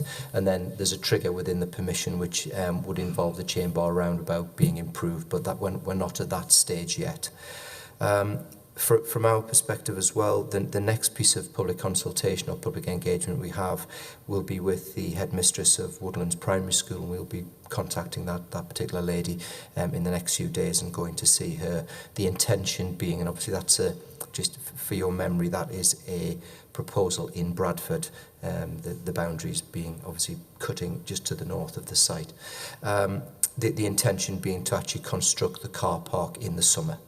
So again, it just ties in with that fast-moving intention to get this site developed, the highway proposals developed, and the school car park developed, trying to get the site developed starting next year.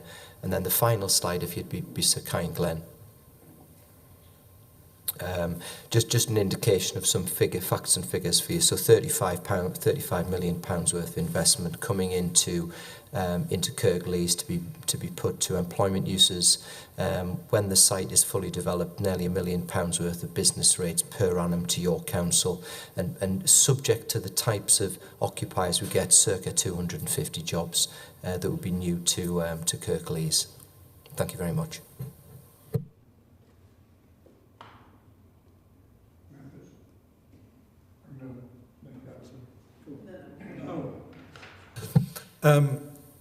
Thank you. Yes, as has already been referred to, we had a very productive meeting last week with these 2 gentlemen, at which, as ward members, Kath and I made our views quite clear about this site and its impact. It is an important site for redevelopment. I've no doubt about that, but those who've been on this committee will know that I voted against the original application. on the grounds of the traffic impact. Now, it does seem to me, and I don't think I picked this up at the time we had our meeting last week, that there would actually be two separate applications here. I don't think two reserved matters applications, or two sets of applications, if you like. And it does seem to me that if you split the site up, then the traffic impact is going to be less than if one were developing the whole site at once. And I know that highways is not a reserved matter. However, it does seem to me that some adjustment of the traffic impact figures will need to be made for the first building to be built, and then the others. They will impact separately on the highway network. So I one of the things I would like to see is some sort of partition of the highway's impact between the different parts of the development, because it is conceivable that given what's going to be built on the site and the potential users of the buildings, the traffic impact could be quite different from what we've had before. Because I know that the figures that were given, which, if I can make one grouse, never actually appeared in the committee report. They were all reported verbally, and that rather irritated me as well. But let's pass on from that. The impact could be different, and I think I want some reassurance that we can look at the impact separately, because it may be that when the first part of this is developed and people can see how it impacts on the highway network, that their view of what else is to come might well change. I don't know. I'm not guaranteeing that. I'm just saying that could happen. So I'd just like to sort of throw that into the mix to see what reaction I get, really. Well, anybody, the most appropriate person. Yeah, through you, Chair. I mean, I must admit, Councillor, that I'm not familiar with this site because it was obviously approved prior to me starting the case, because obviously we'll look at that when it comes in. I did have a quick look at the site history prior to today's meeting. I thought there were some triggers of levels of development, and then that certain levels of development triggered certain work, certainly from a Highways England point of view. And I know dealing with other sites at the moment that are impacting on the strategic road network, Highways England will certainly want to be consulted on this, and I guess they were consulted on the original outline. I'm not sure. It's obviously I'll need to look at it in a bit of detail, but I couldn't. I think I know where you're coming from.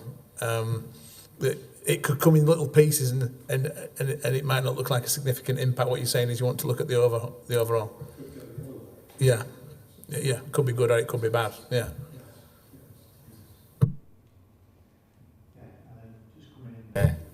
Chair, the outline application, if I recall, was for access only with an indicative layout. So I think there'd have been an indication of thresholds for the amount of development and development platforms, but there was no layout approved at that stage. So the point of access was, and the mitigation that we're referring to will have been, obviously part of that permission. But as Chris says, when the application comes in, we'll have to have a fresh look at it and look at the details. So we'll make note of that, Councillor. That's the point of making one roundabout way. Yes. I mean, the other thing I would say, the outline must have had some indication of traffic. Yes. To say that the access was suitable for the level of traffic that we're proposing. There must have been some assessment done at that point. Yeah. Yeah, what you didn't like, yeah. Part of the trouble is that Bradford Road is a former A road. It's now a C road. It's carrying A road type traffic through the village. And I know that's not the fault of this site, because that would be added, this site would be added to that. You know, it's bad enough as it is, and particularly the junction with the chain bar roundabout, which is the only junction on that roundabout with no traffic lights. So particularly the bus company have got very annoyed about that, because it's very difficult to get out. But I can wax lyrical about quite a lot of things relating to this site. It's annoying really, because generally speaking I support the redevelopment of this land, which is a brownfield site in the middle of a lot of greenfield, and it needs to be redeveloped. It's the access to it that has always been the problem. Members, anything else? Carol? I think I was just about to say the same thing. I mean, yes, I do remember giving the outline permission before. I mean, it's certainly, yes, it's a site you want to develop and see developed. It's obviously it's a very desirable site, so close to the M62 and Junction 26, and the issue always has been the access. We did give permission. I mean, I would like outline permission anyway, and I'm glad the different things that are being done to improve the access are happening, including the school's playground, because not playground, parking. That was obviously an important issue there. But I won't say I reserve judgment or anything, but I mean, I would certainly like to see what traffic flows or size of vehicles even we can expect from this development. That's the only issue really that's outstanding, I suppose. Thank you, Chair. Chair, we in Kirklees Council always talk about to attract some investment in Kirklees. Most of the time, investors going away from Kirklees. We're not getting in. Now we got some people here who want to invest their money on this project. Yeah, I know that, and we're talking about traffic and other things. Yeah, traffic is everywhere. We have to resolve the traffic issue as well. Yeah. So I'm honestly happy to go along with this project here, outline planning permission. Yeah. Thank you.